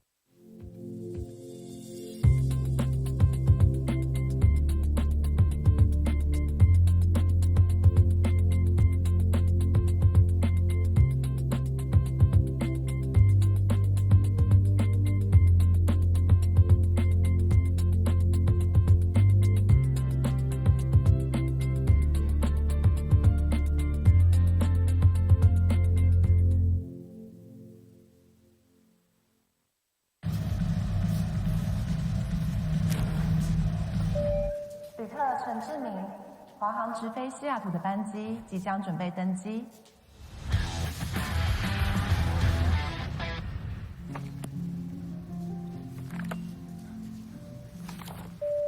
客何淑慧，华航直飞西雅图的班机即将准备登机。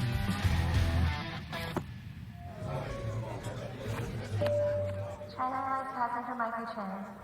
Your direct flight to Seattle is now ready for boarding. 华航直飞西雅图，7月14正式起航。好想吃花雕鸡面啊，可是还在加班。阿嬷，加班也能来碗酒香补一补哦。就是这味道，这碗花雕鸡面帮你补身又补心，好满足哦。还有麻油鸡面，赶走你疲累的寒意。要不要再来碗花雕酸菜牛肉面？暖心酒香的丰盛美味，台酒酒香经典系列。难得皇上莅临蒙古，臣等备好贡品向皇上进献。好想吃哦！特此线上，此为酒香蒙古锅牛肉面，就是这味道，浓郁的汤头为牛臀骨风味，还有孜然香，淋上五加皮料理酒，更有层次。这真是宫廷御膳顶级享受。台酒御膳堂酒香蒙古锅牛肉面。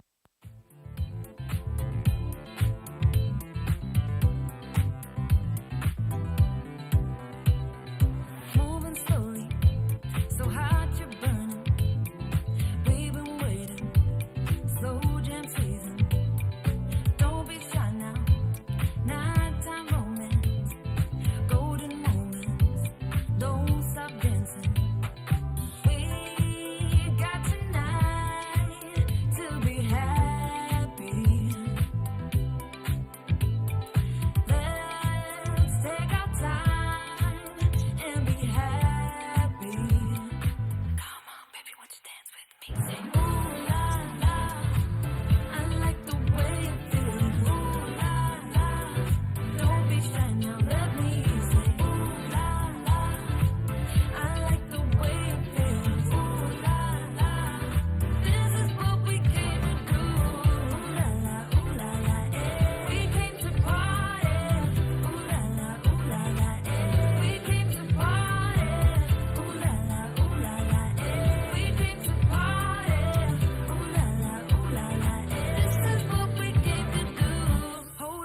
Not too fast, we got time, gon' make it last. Champagne glasses, hear them.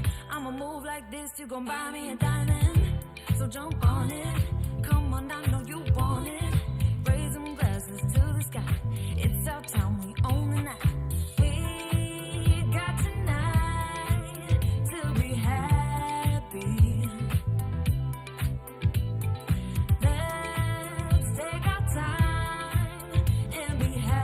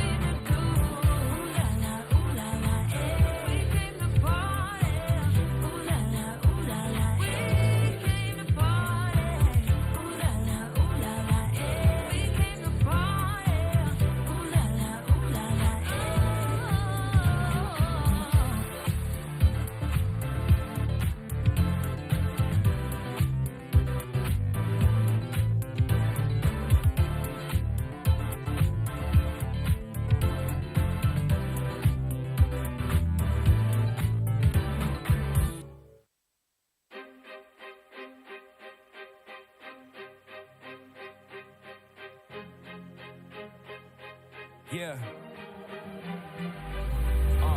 Come from nothing in the world, but it's all good. Catch you looking at the stars like we all should. I'll be lighting up the sky like a star burns.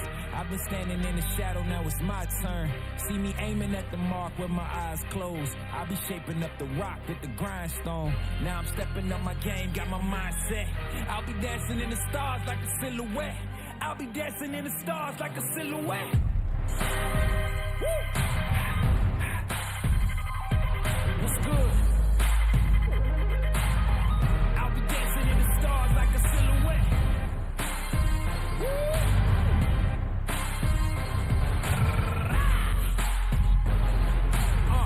I'll be dancing in the stars like a silhouette.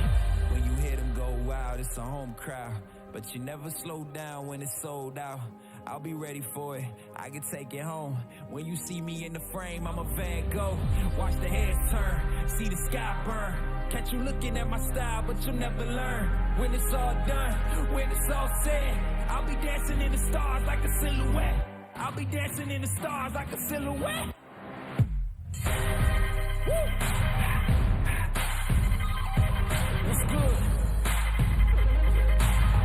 I'll be dancing in the stars like a silhouette.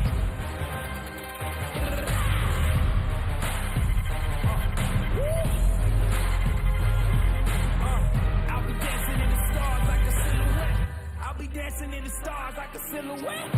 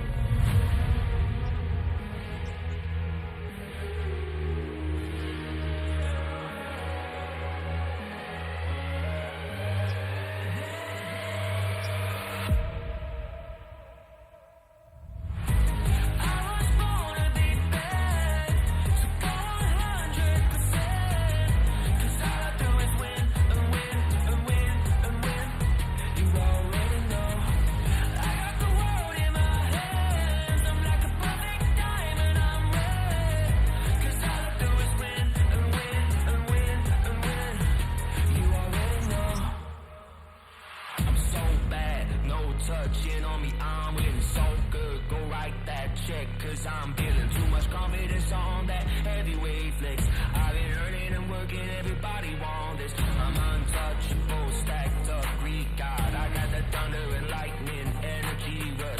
I've been winning and winning since the day I was made. And she wanna be like me. I'm always on top of the game. Ain't never gonna touch second place. Nah, never. I'm always on top of the game. You know that I win, that I win, that I win, that I win. I was born to be bad, so go 100%. Cause all I do is win and win and win and win. You already know. I got the world in my hands. I'm like a perfect diamond, I'm red. Cause all I do is win and win and win and win. You already know.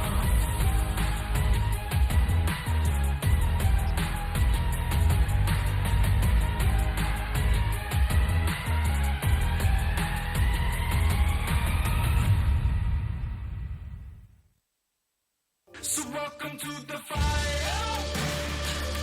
I'm the one with the lighter. Feel it burning through your veins. So welcome through the flames, getting higher. Welcome to the fire. Welcome back, everybody, for what could be the final time tonight, but certainly LCO fans and Ground Zero don't want that to be a fact, and I think there is still a little bit left in the tank for Ground Zero here, because even though they were so far behind in those team fights, they were truly finding avenues back in, and if we didn't have an 8-0 Israel, that result could have been so much different. Yeah, it just felt impossible to play, especially for Limus, who usually, even if he struggles in the early game to get his stacks, will catch up quickly in the mid game. He just had Wako in his face that entire game. The mid tower taken down so early. Ground Zero not going to switch it up in terms of side selection, but should certainly switch it up in terms of the draft. This Corki pick is getting 0 done. Yeah. Not justifying the first pick.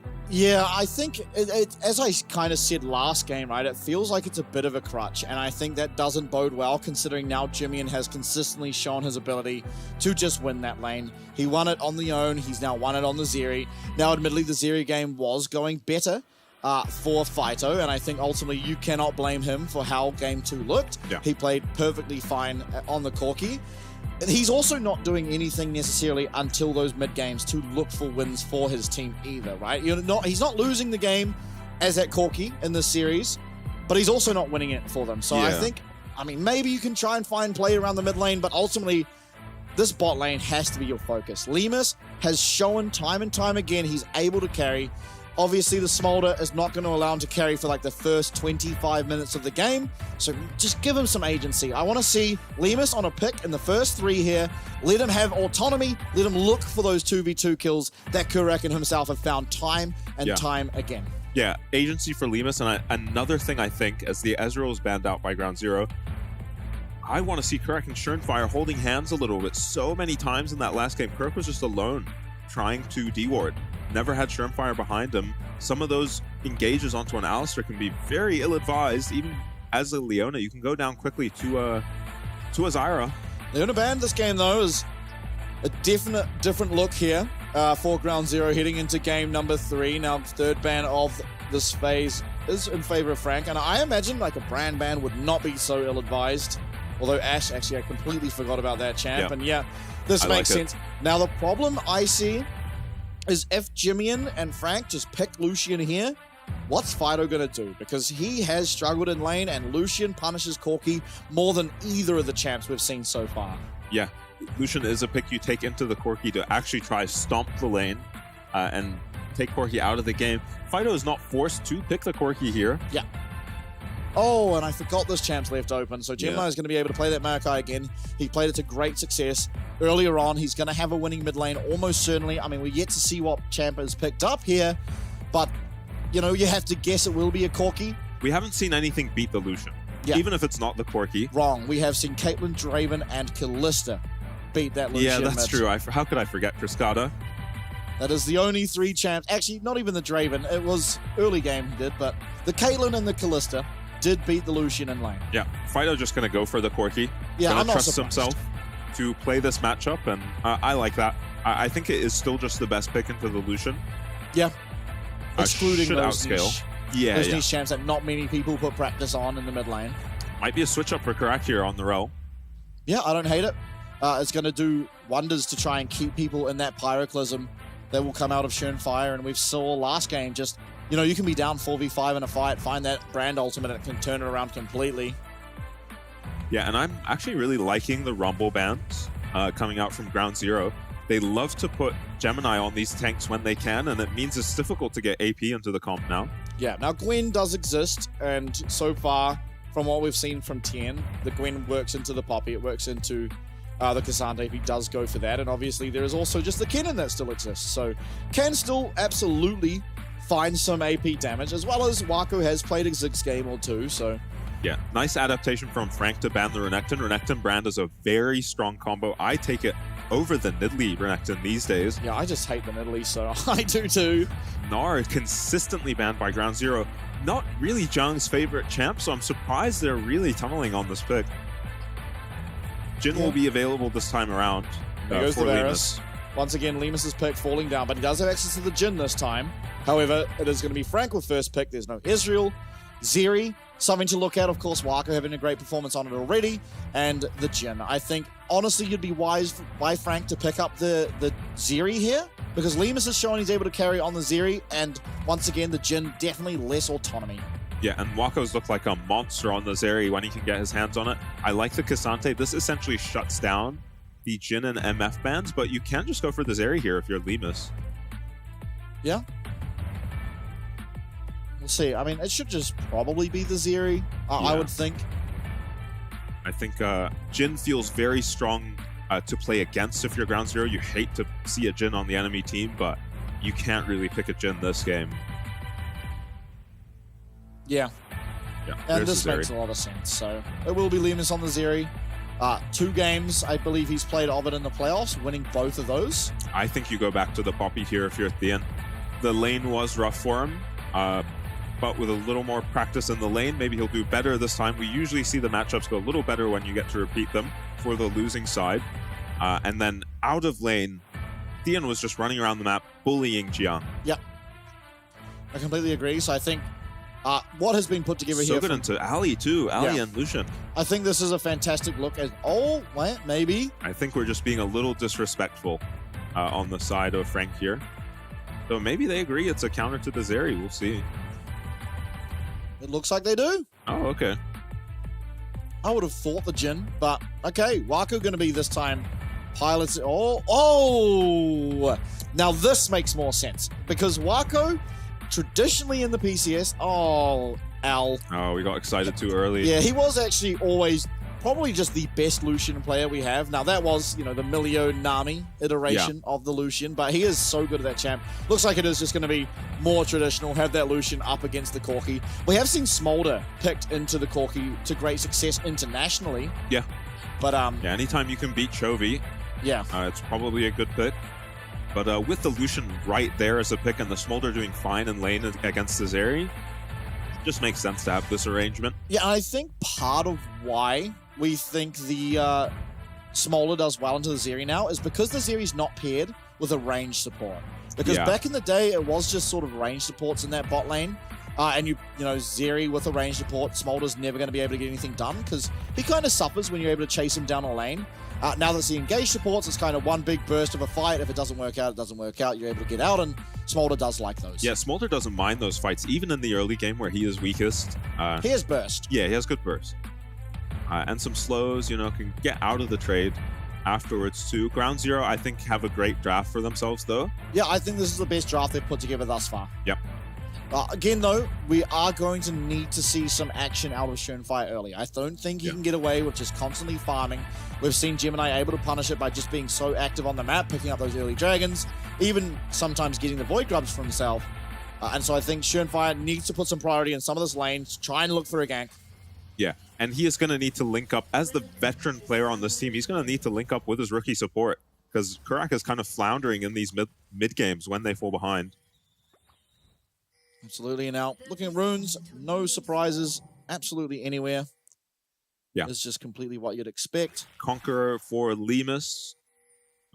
Maybe the only yeah, but you're against up for Smolder. debate. Yeah, up for debate choice there, as probably doesn't need the fleet footwork this game, so makes sense.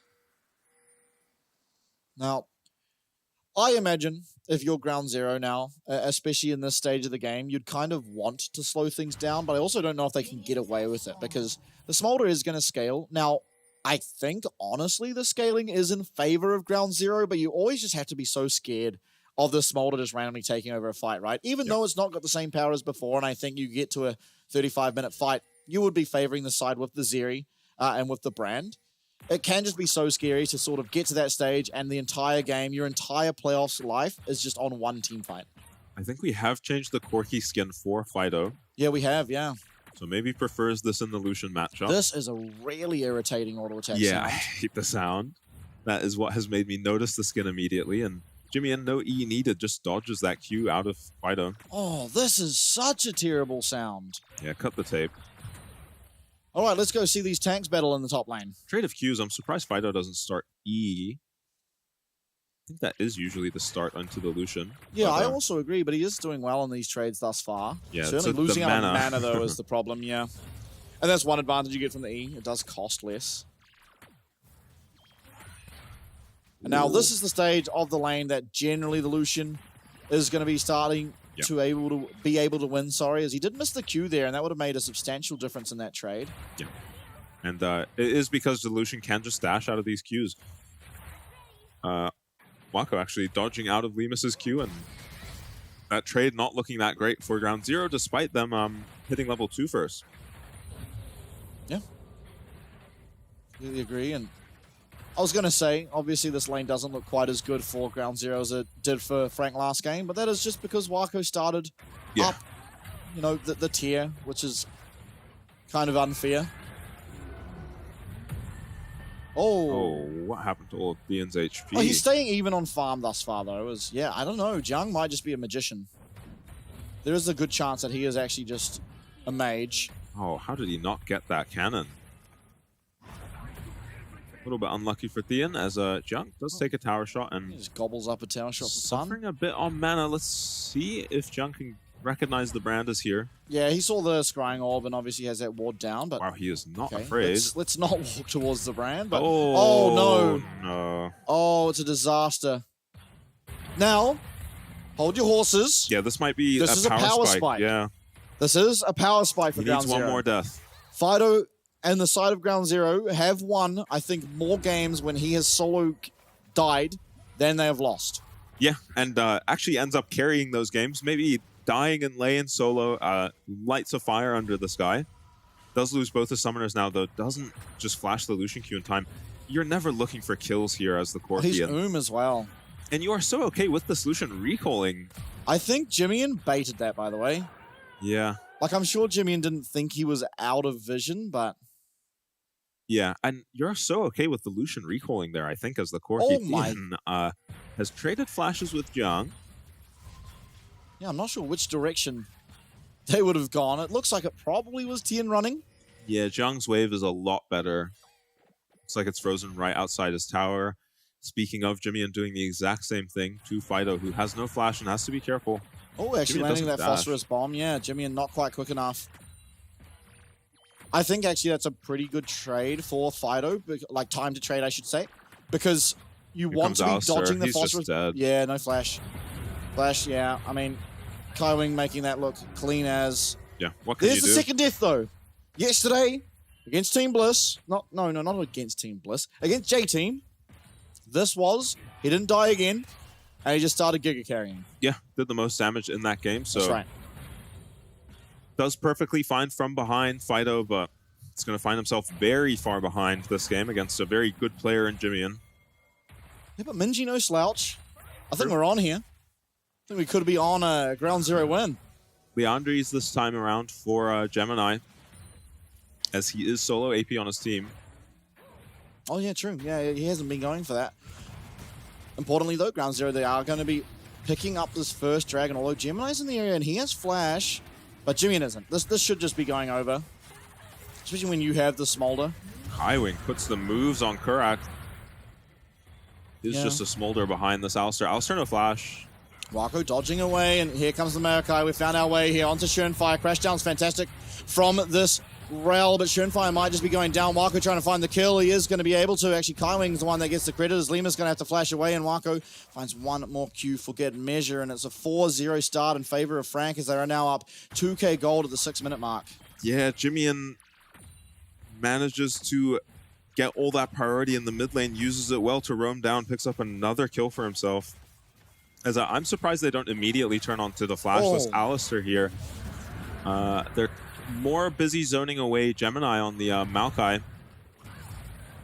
And you can pretty safely go on an Alistar here when the only damage protecting him is a Smolder and a Maokai, but Ground Zero instead decide to go for Gemini. Cannot kill him, has his flash available. Limas has to use his on the way out. Looks like Kurak showing his face mid here, trying to help out his mid laner, but it will be matched now by Kaiwing. It was important, though, to note that they did get that first dragon. They are now on the board in terms of that objective, and it does mean that, you know, this dragon stacking going to be slower, as well as just keep in mind, something I said last game, is you kind of want to force this fourth dragon, that soul fight, before Smolder's able to get those stacks fully online. He's sitting at 35, which is certainly not where he'd want to be. Yeah, abysmal stacking from Wako so far. Good play by the Ground Zero bot lane. Though Limas now finds himself flashless. Probably being beat to level 6 by the Smolder. Yeah, I think the problem they're going to find so far in this game is that Jimmian will be certainly capable of bridging that gap. But Tien, there's no flashes on the top side. He is just going to be taken out. That was essentially a solo kill, but the Nature's Grass coming through to all but ensure it. Yeah, full sense of security because his jungler is... Fido's still no flash available, but Schönfire's here as well as Kurak. Now Kaiwing might be in trouble, does get stunned up, Crashdown does come through, and Kaiwing is going to get taken out. That's the first of the game, and Fido importantly picking that one up. Fido and Kurak, with the help of Schönfire, finally punished Kaiwing for using his flash early in this game. Not level 6 yet on the Alistar, so very vulnerable once he does use his combo. Gemini hits level 6 this game, immediately runs top to use it, picks up his top laner a kill as well. Gold lead getting pretty big for the side of Frank. Yeah, an interesting last game, if you remember. Jiang actually went for the Sunfire Cape first. Now this game, maybe making a change up and realizing if he had that Iceborne Gauntlet, he could possibly punish more. I'm not sure exactly the full process, but that, you know, you are able to stick on people a lot more when you have that frozen fist, that Iceborne Gauntlet. Yeah, and for the first time, Theon actually goes down in the lane on this Poppy. Maybe a little fatigue setting in. You can only play so many Poppy games. Yeah, and it must be stressful too, especially like, not to cast any flame, but Fido going down twice is going to put stress on the rest of the teams to try and find things, find action, to find gold.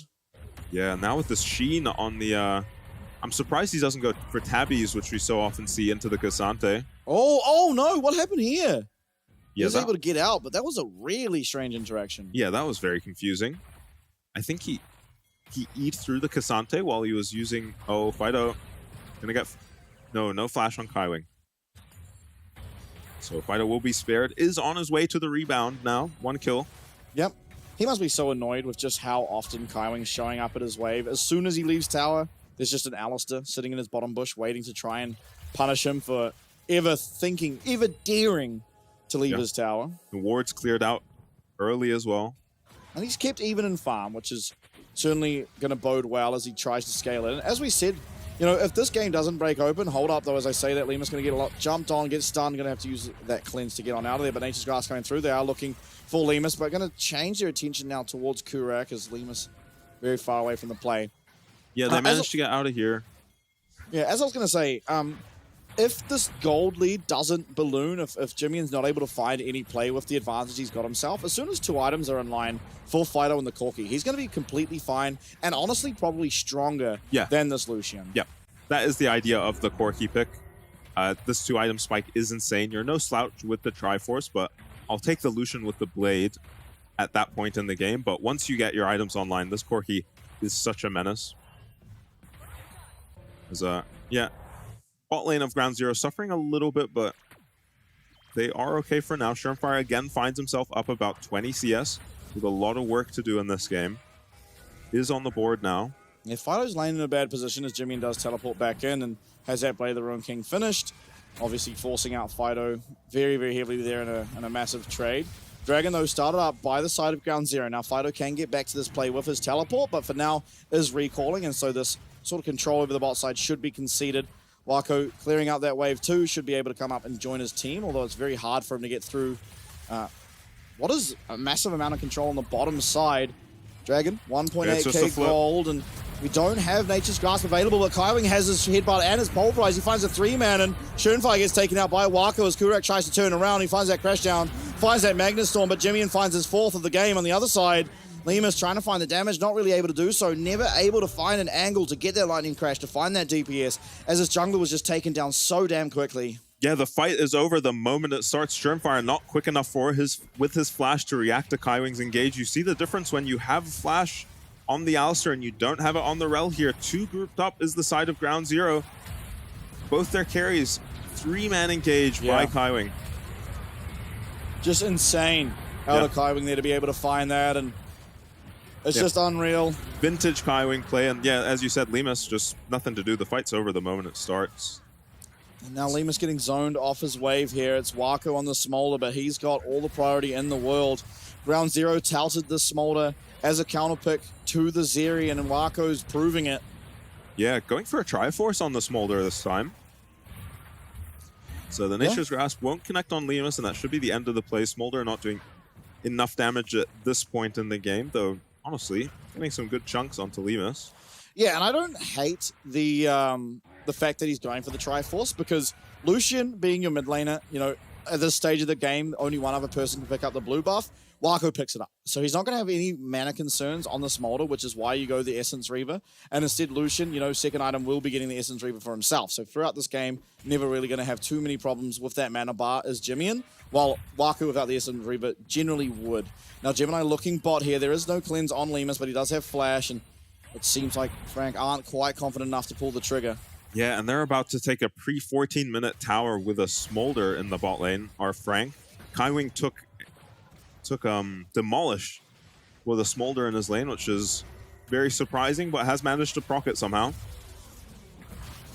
Yeah, and 3v3 down here, and Kaiwing finds the engage, so his mum comes through, and Lemus trying to get his way out. The stun not going to come through there for Kaiwing, as Wako taking a lot of damage here from the Brand, but a lot of damage is not enough, as they are not going to find this Smolder, who is just wailing down damage on them. Kaiwing even going to use that headbutt to almost get himself out, but Kurak going to be able to confirm himself that kill. Now Gemini tanking up the tower. Wako picks himself up that kill as Gemini makes his way out. Wako makes his way out, and Jimian makes his way down. Triple kill for Wako on the Smolder. 4, 0, and 3 is he, and this tower is soon to be taken out as well. Yeah, Fido is here again. Maybe he just should be in the mid lane because he's not even going to be able to save this tower.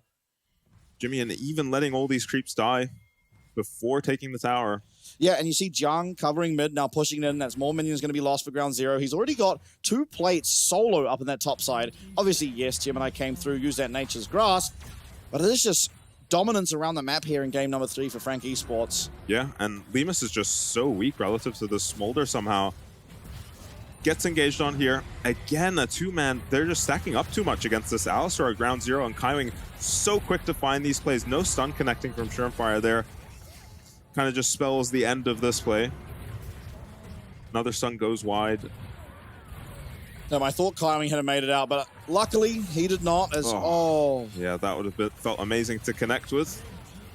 Maybe trading a kill back onto Wako, but... Nature's Grasp coming out. Tien and Jiang battling up on the top side. Gemini comes in, does smite away that Rift Hero. Bad to worse now are things for the side of ground zero. Tien's going to have to flash away. Kaiwing might be able to find his way, however, onto this Poppy.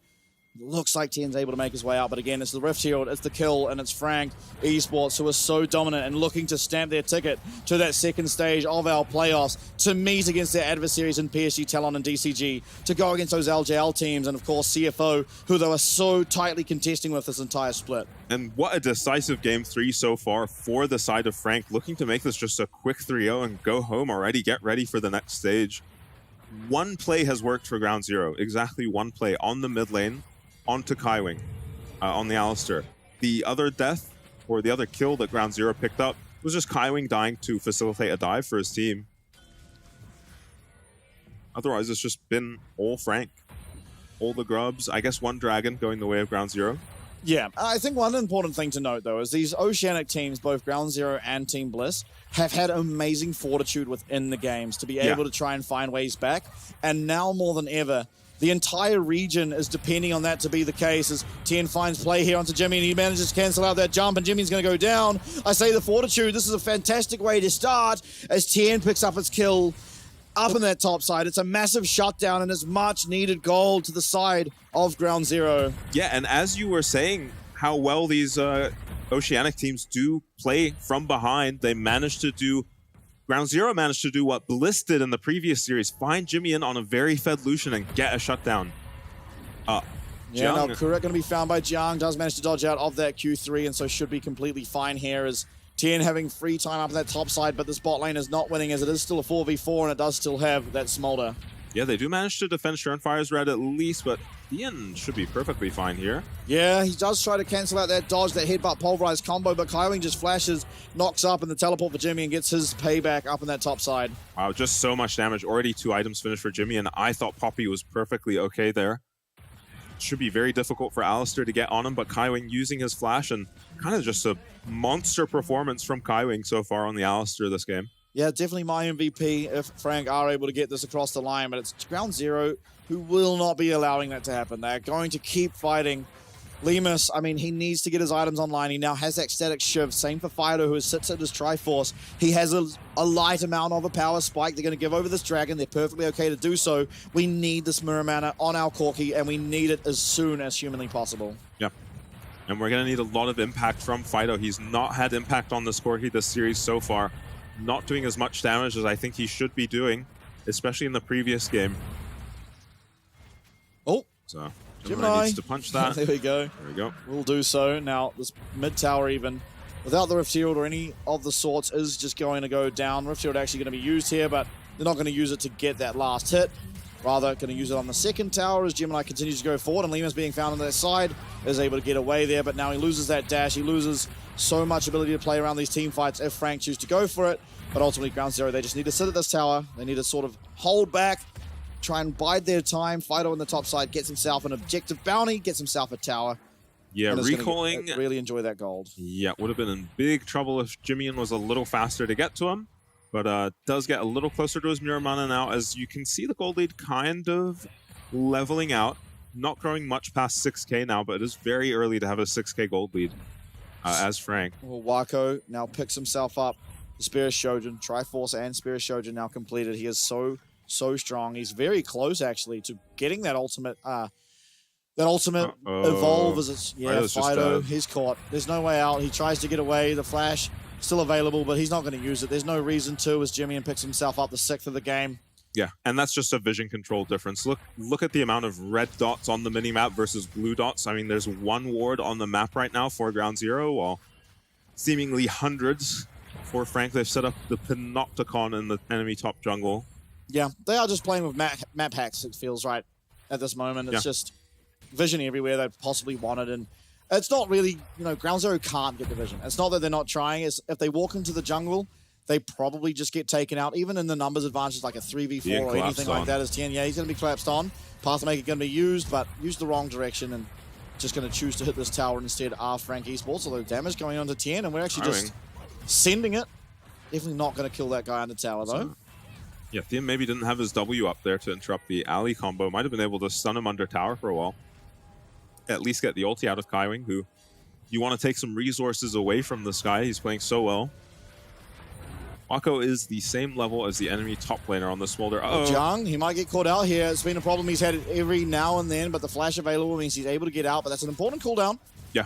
They take away the flash. All it really costs them is just some regular cooldowns, I guess. Nothing at all. It's just a free flash taken away from K'Sante.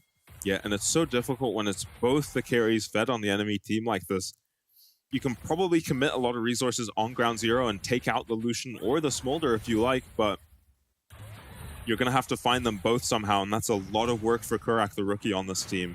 Yeah, now Wako, he is 1 minion away, maybe one and a bit, from completing his upgrade to getting to that 225 and to becoming the most fearsome champion here on the Rift. Now, again, it's not the be-all, end-all. It's not game over anymore when Smolder hits 225 stacks. It is just a bit of amplified damage and a burn. It's not, you don't even really consider the execute. It kind of feels like the Collector execute in many ways. Yeah, very placebo.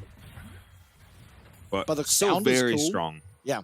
Yeah, honestly, I think comparative to before and now, this Fido again. Yeah, Fido might just be caught out. Nature's Grasp not going to land on him, but Jimmy's going to be able to get that slow if he so chooses to, and Kaiwing's on the flank here. Fido will be caught out in that side lane. 1 and 4 is he now on the Corki. Yeah, now Baron is an option potentially. Oh yeah, they are so strong. Kaiwing half HP.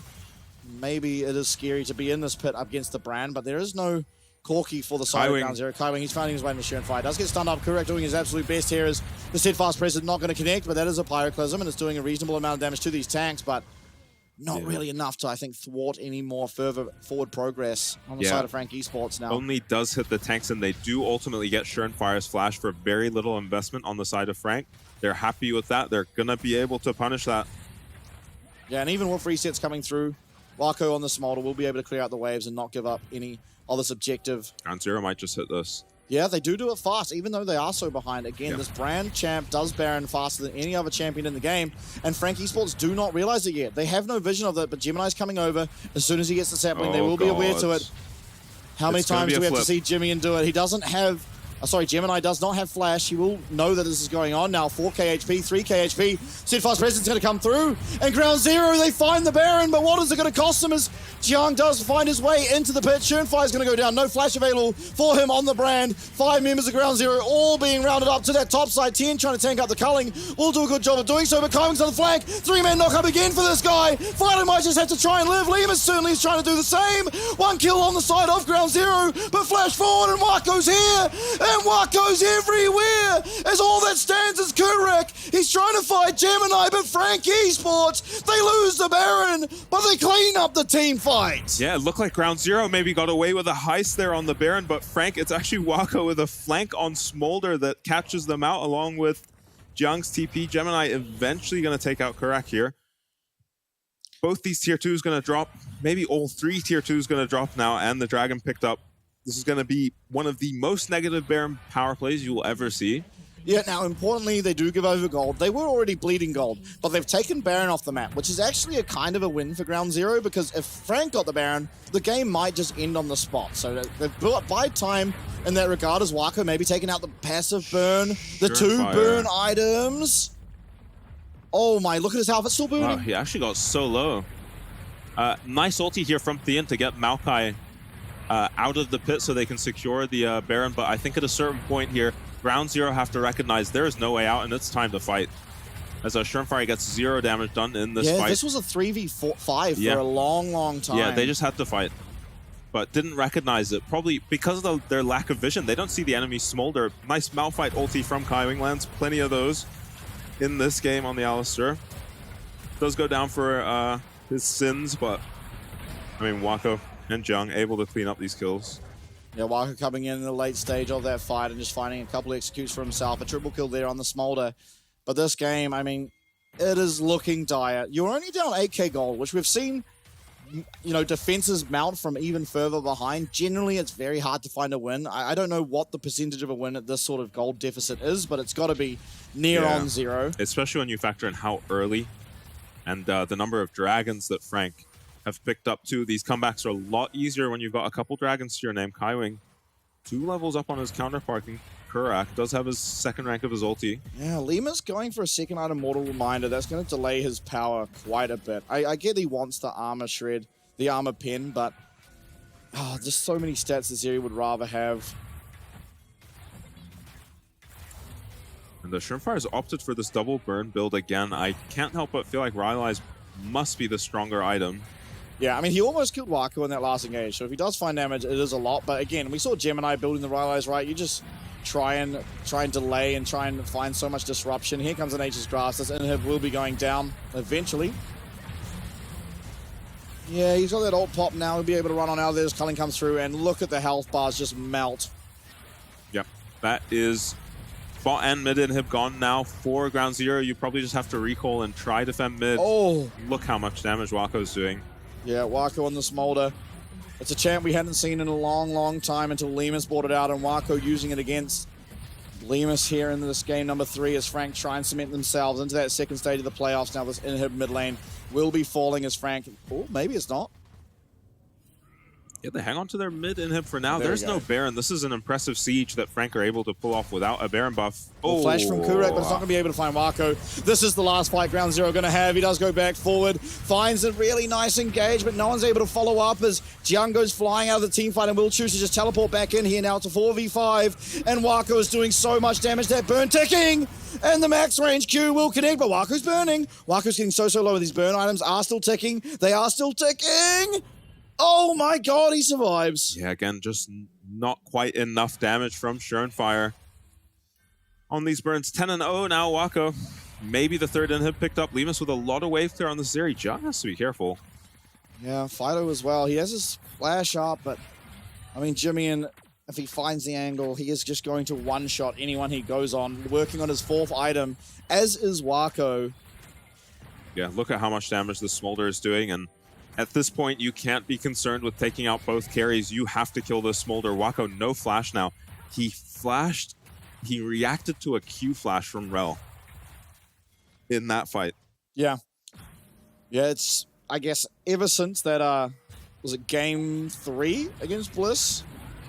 I can't remember now. Whatever game it was when he was playing Ezreal, it felt like that was his moment. He leveled up, finding that E away from Aladar. It was game 3. And ever since then, he has just been completely uncatchable.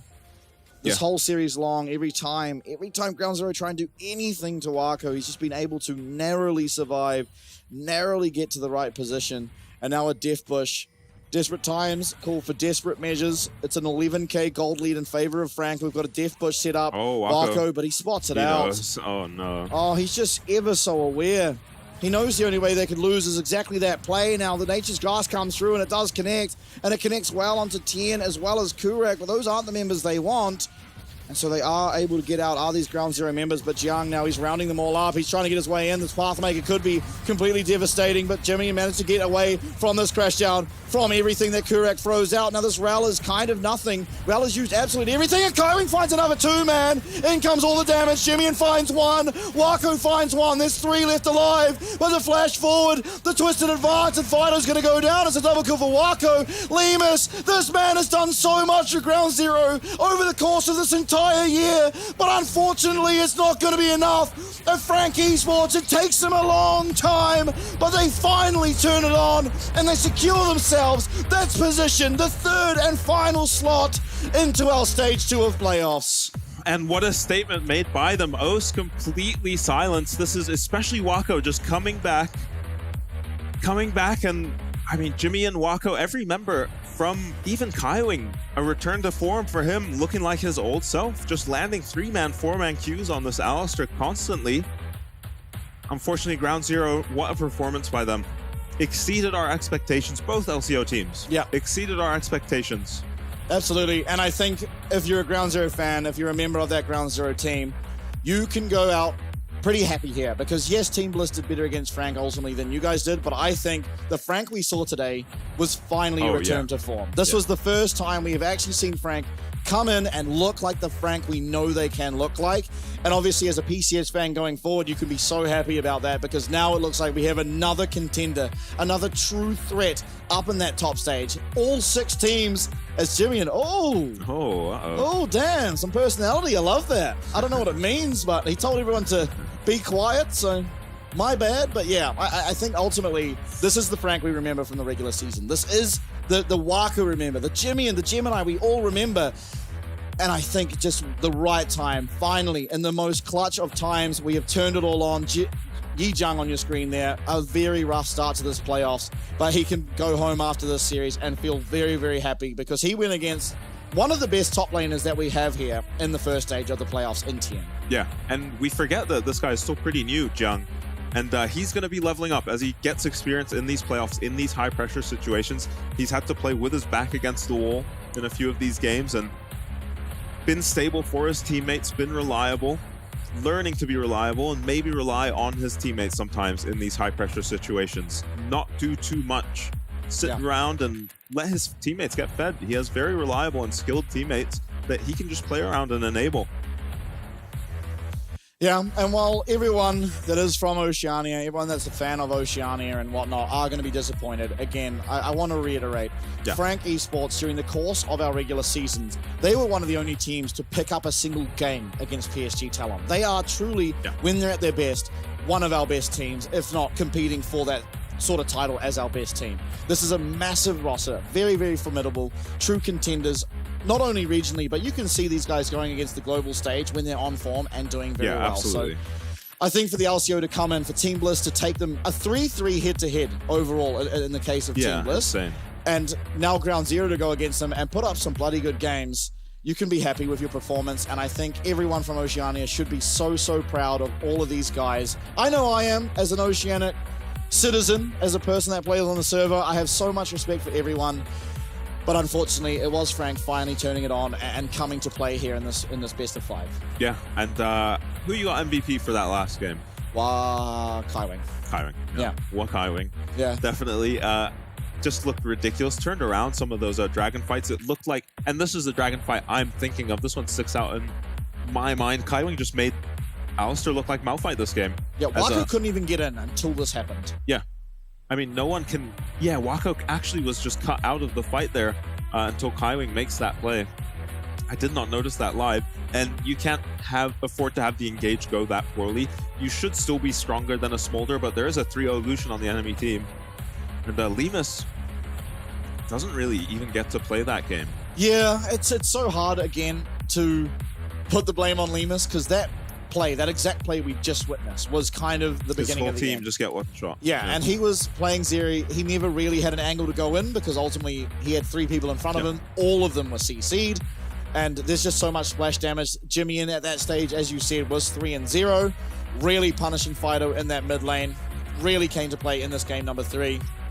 And ultimately everyone did, right? Everyone played so fantastically. Yeah.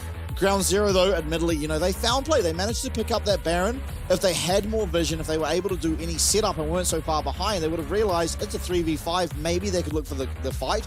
I'm not even sure they win that fight, but I mean, that was kind of the only angle they had, but it's just too hard. They're just too far behind. It's impossible to get vision. They're playing against a Maokai who, you know, if they had the Maokai, they could have.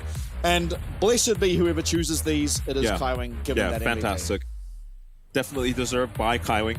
Did outperform Correct, just found way more engages than him, found far more impactful engages as well. It does make it a little easier when your team is so far ahead, but honestly, this whole series, Kaiwing was just hunting Correct down. Yeah. In the previous games too. There he is. I think his first MVP here of the playoffs, and a very well-deserved one indeed. Now, I want to talk about Correct for a bit, because yes, this was his roughest series, but again, as you said many times during that game, this was finally the return to form, especially for Kaiwing, because people that don't watch the PCS, I know a lot of LCO fans, they won't be able to catch it. It's a pretty rough time for us, but this guy, most of the time, just gets left to be that sole engage for the team. And we haven't seen it this entire playoffs. He's kind of been fumbling some engages. He's been hesitant for some engages. Yeah. This series, we finally saw him playing like we imagined. Yeah. And Kurek being a rookie, I mean, I think he did such a valiant effort at trying to match up to that strength. Kaiwing has been in the scene for years. He's always been one of the best PCS supports, and I think Kurek, it's always going to be hard. His team was always in a disadvantage, but I think he did a very, very good job on the rail and also the games before. Yeah, it did a bit better in the games before, but in this game, just relative to Kaiwing, you're always going to look bad because I didn't know which replay they were going to pick for Kaiwing because there were about 10 of them, it felt like, and they actually went with 2 replays, which is unusual for us, It doesn't actually. happen. Yeah, it doesn't happen unless there's just so many to show. Yeah, and there were just so many moments for Kaiwing, a monster on this Alistair. I mean, you could even argue to include the one where he just sidesteps the Rail Q as he's walking at her. Yeah. Like, that is not an easy thing to do. The Rail Q's near on instant, but Kaiwing, ever the talented player, was able to get it done, and I think for a FAK Esports and for fans of FAK Esports, you can be so happy finally seeing a series like this where you can be certain they're finally coming back into form, because the shakiness we saw at the start of this playoffs was kind of unprecedented. You can kind of give it, you know, this is similar to Kurek, this is Yi Jung's rookie year. He is allowed to show some nerves after having such a fantastic showing during but the his split. teammates have no excuse. But yeah, it is kind of like that, and we've come back to form now. You can be so happy if you are a FAK Esports fan, and even happier, you're going to get an interview with them after the voice comm, so do enjoy. 1站中，慢慢来。我还没看到，这样，我没大的。可以继续，可以继续。我可以解个风哦。可以继续啊，可以继续。你要进场这边。分两支兵，不行，分两支兵，慢慢磨掉，慢慢磨掉。哎，他们都来。进去吗？回来。进去吗？进去吧，进来吧。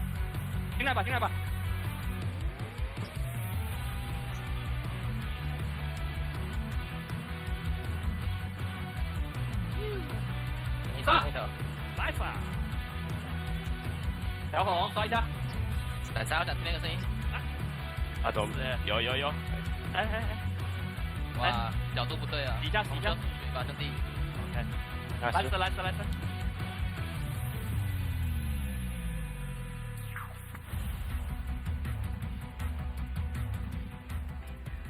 Welcome to the post-game interview. Here we are with FAK support player Kaiwing for the post-game interview. Let's have Kaiwing say hello to everyone first. 本日 FAK のカイウィン選手をインタビューさせていただきます。ご挨拶の方よろしくお願いします。欢迎来到今天的赛后采访。我们今天邀请到的是 FAK 的辅助选手凯Wing，请凯Wing先跟大家打声招呼吧。Hello， 大家好，我是 FAK 的辅助凯Wing。So first off, congratulations for your win. You guys now are the last team going to qualify for the PCS Stage 2, and your summer is not over yet, so I want to ask you about your feelings after the win. 試合勝利おめでとうございます。ステージ2への進出は確定しました。夏のシーズンはまだ終わっていないということで、今の気持ちはいかがですか？首先，恭喜你们获得今天比赛的胜利，你们成功成为 PCS 第一阶段最后一支进入到第二阶段的队伍。然后你们夏天还没有结束，所以现在心情如何？心情就肯定很开心啊，因为我们抵挡了外族的入侵，然后守住 PCS 最后的颜面。いやそれはもちろんめちゃくちゃ嬉しいんですよ。外国の地域の挑戦を守り切って PCS のプライドを守りました。I'm obviously very happy about today since we stopped the other region's attack and saved the face for PCS in this game. So you guys actually broke 2 curses today. The first one is you guys broke the curse for your second game 0 wins. And also the second curse, you broke the curse for your red side 0 win. And yesterday actually during the interview, Wako said there might be someone like casting a spell on you guys. So did you guys actually fix your problems specifically for these 2 points recently when you're looking at your reviews? 今日の試合で FAK のゲーム2とレッドサイドでの連敗記録に終止符を打つことができました。昨日、和子選手は、連敗の理由は誰かに呪われている可能性があるとおっしゃいましたが、海運選手はこれについてどう思いますか？其实你们今天打破2个魔咒，第一个魔咒是你们第2场零胜的魔咒，第2个魔咒是红方零胜的魔咒。昨天在采访的时候，挖口有说，就是好不好有人在做法。那你们其实最近有没有针对这2点做一些调整呢？就因为我觉得这个礼拜的确是感觉到非常奇怪，所以我们终于忍不住在昨天的时候就去了拜拜，然后今天看起来效果是有呈现出来。いや本当にこの1週間は大変だったんですよね。なんか見えない力にコントロールされているような気がして、昨日ちゃんとお寺行って神様にお願いしてみたら、呪いが解けました。So actually, we do think it's a little bit weird, our condition. So actually, yesterday we went to the temple and we prayed for to talk to God about it. So I think it actually showed in our performance today. So you guys, all the games that you guys played in the stage 1 went to the 3rd game, and the in-game content looked pretty bumpy. But today, you guys were able to show your true strength and won off the game very clear with a very clean game. I want to ask you, looking back at the first stage performances, what did you guys learn the most? プレーオフに入ってから今までの試合では相手チームを完璧に抑えるマッチはありませんでしたが、今日はやっと 3-0 で本来の実力を見せてくれました。ステージ1の試合を振り返ってみると成長できたことを教えてください。之前的几个系列赛你们打到了第3场，然后其实你们游戏内容也都比较颠簸。那今天非常顺利的、非常干净赢下比赛，然后其实你们今天也展现出了你们真正应该有的实力。你们回顾一下第1阶段的这些比赛，有没有学习到最大的东西？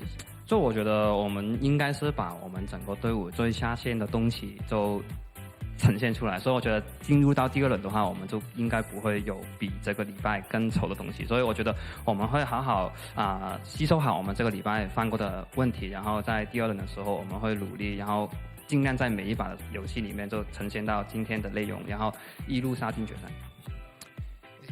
今日はチームとして、あるべく姿を見せることができました。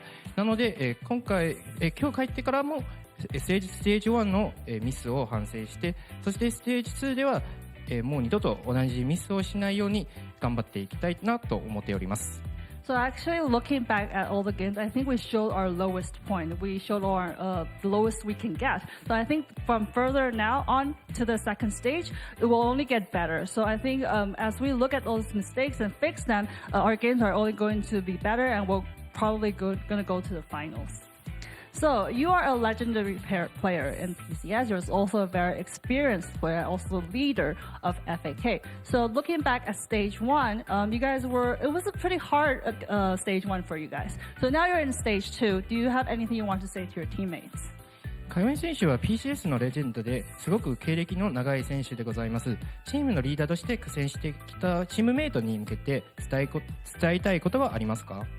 你是 PCS 的传奇选手，也是一个非常有经验的选手，然后你也是 FAK 的领袖。那回顾一下第1阶段，其实你们打得比较辛苦，现在进入到了第2阶段，你有没有什么话想要对你的队友们说的？想跟队友们说的话，应该就是兄弟们，我们清醒一下，进入第2轮，我们应该可以全部順利拿下来。チームメイトに伝えたいことは、もうステージ2の進出ができました。もっと頑張って決勝まで進みましょう。I just want to tell our teammates that let's keep our head clear, and I think we will be able to win all the games from now on if we go to stage 2. thank you so much for the interview and congratulations for your win. 再一次恭喜你们获得今天的比赛。我们把镜头转回主播台。Thank you very much once again, Patty, for the interview, and thank you, Kailing, for sharing some interesting facts. Right, the going to the temple thing. I thought that was so cool. Just I wonder if it was going to the temple that improved their gameplay, or just the wake up call of having your coach saying, "I'm out of ideas. Let's go pray." Yeah, could be I think either that or. for me would be quite a wake up call. But I think it was also cool that Kailing touched on. You know, you've seen us at our weakest. Now it's only up from here, and I truly think that we did honestly see Frank at their weakest. I think it was the weakest we've seen them this past year. But now, I think this last series has given me confidence, and he says they're going to finals. I somewhat believe him, but you know he's got a long way to go through. Now, I want to pass it to you. Give me a bit of a monologue on Ground Zero and Oceania in general. Oceania in general. Well, Ground Zero, they came in. Expectations, we had, honestly, I'm going to be clear with you, at about 0 for these guys. And honestly, they proved us to be fools for underestimating them. And honestly, they proved some of these PCS teams, made them look silly in a lot of these series. Bliss especially against Frank, and Ground Zero up against J-Team. In every game, they put up a fight. They showed resilience. They fell behind massively in a lot of their games, but I'm not sure who does the shot calling for Ground Zero and Team Bliss, but whoever is keeping the team together, keeping morale high, is doing a great job of doing that. And the improvement just from last split to this split for these teams, and even on the individual level, player to player, we just saw so many fewer mistakes out of these players and much better coordination. So, you know, from top to bottom, Thean and BioPanther, you've got Kevy and Surenfire, you've got Harry and Fido, and you've got Lemus and Violet. That's right. As well as Kurak and Aladoric in the bot lane. I think everyone should just be proud of themselves. You know, take a break now. You got the rest of the year off for yourselves, and I think they represented Australia nobly, and the LCO. And New Zealand. Sorry. I'm not sure if there are any Kiwis on Decoy. the teams, though. Yeah, Decoy, the sub for Bliss. Shout out Decoy. You got to go stay at the hotel with the boys. Yep. Yeah. Take a very rest. well said. Take a rest now. Obviously, you did see on your screen there, and you'll see a bracket very shortly. The teams that made it through, it's going to be DFM up against DCG in that first round. There's going to be CFO up against Frank in that match 2, and then PSG gets to choose out of the winners of those 2 brackets. And I'm so excited for DCG DFM. That is, I've seen CFO Frank, it's back and forward. I have not seen DFM DCG. I'm in disbelief that DCG have chosen DFM, the team they know the absolute least about in this playoffs. But of course, in DCG fashion, they did beat them the last spiciest playoffs. pick. They did beat them last playoffs. That's true, to actually make it into the second round, right? Yep. Yeah, okay. And so I think they probably have a bit of confidence. DCG's DFM roster hasn't changed, and DCG's roster has just gone better and better. It upgraded their AD carry, and them as players have just leveled up completely over the duration of this tournament. And now I have to say another big thanks to our sponsors. It is, of course, Changhua Telecom, who, if you sign up with them in the next couple of months, you will get 12 months free of Honey Video, providing you all the entertainment, like the entertainment we've had here, by the way, because this has been an insane start to the playoffs. The Sheraton Grand Hotel, who we wouldn't have been able to have this heroic, this historic performance out of Team Bliss, out of Ground Zero, out of DFM, if not for their hospitality. And now, of course, it is China Airlines who flew all these players over. Ground Zero, they did such a great job. They wouldn't have been able to do so if they had to play the games on 200 ping over in Australia. And now, last but not least, of course, it is TTL Brand Ramen who continue to support us, continue to support all the players, and they are just very loyal. And I'm very loyal to them as fantastic noodles, I'll tell you that. So if you do find them, check them out. Now, I want to say one last thing. For the Oceanic teams, it has been so good to watch you all. I am so sad to see our region not represented in that stage 2 of playoffs, but this split in comparison to every other split that we've been involved in, and I've casted almost every single one of those games. In fact, I might have casted every single one of those games. This has been far and beyond the biggest improvement that I have seen from LCO. It has been really heartwarming for me to watch. It's been enjoyable for me to watch. And honestly, I'm sad to see you go, but everyone, including the fans, including the players, should be proud. And with that, it is FAK Esports going to go through to the next stage of the playoffs. I encourage you, if you are an LCO fan, to keep watching, keep supporting these players, because they are also our representatives going into the World Championship. Thank you so much once again for joining us. I cannot wait to see you next week, where we finally get to see the return of DCG and PSG Talon. Now we're running out of time. Before we put this time behind, let's go again. We feel so alive. One last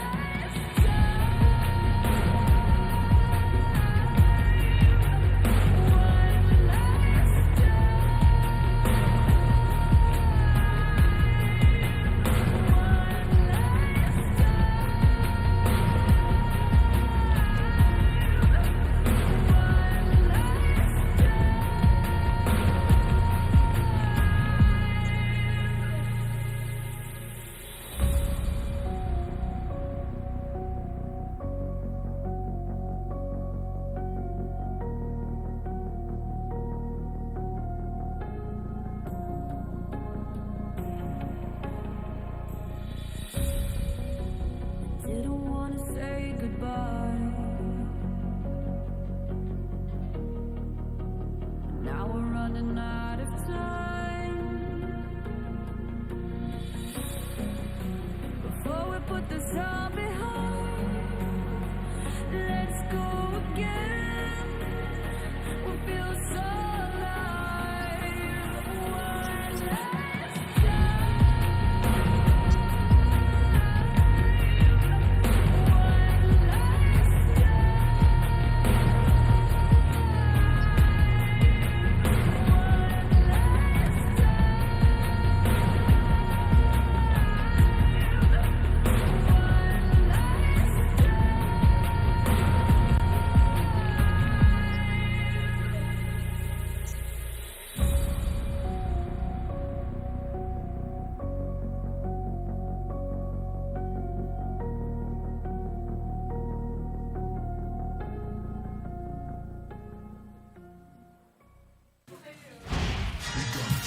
OTT 奥运转播多项独家创新科技，独家 AR 扩增实境与奥运选手同框，独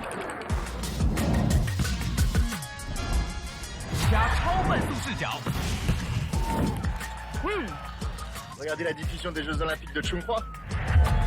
环保有序的转播平台，独家4K 转播，巴黎奥运看中华，多元方案任你选，精彩奥运大开眼界。永远走在最前面，中华电信。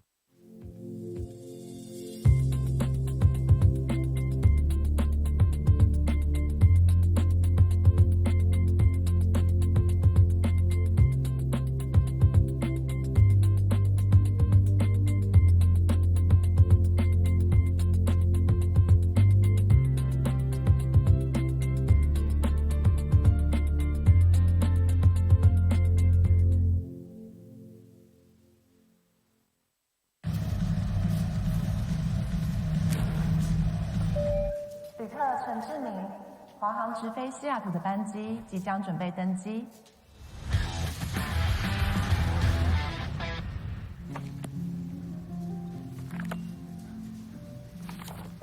旅客何淑慧，华航直飞西雅图的班机即将准备登机。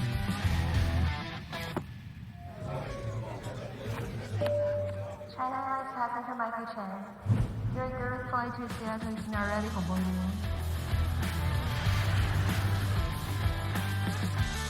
华航直飞西雅图，7月14正式起航。好想吃花雕鸡面啊，可是还在加班。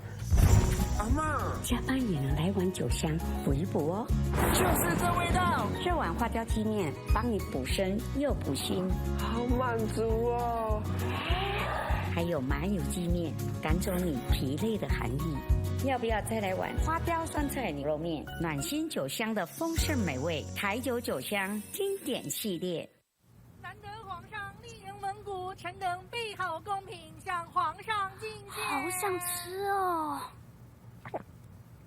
特此线上，此为酒香蒙古锅牛肉面，就是这味道，浓郁的汤头为牛豚骨风味，还有孜然香，淋上五加皮料理酒，更有层次。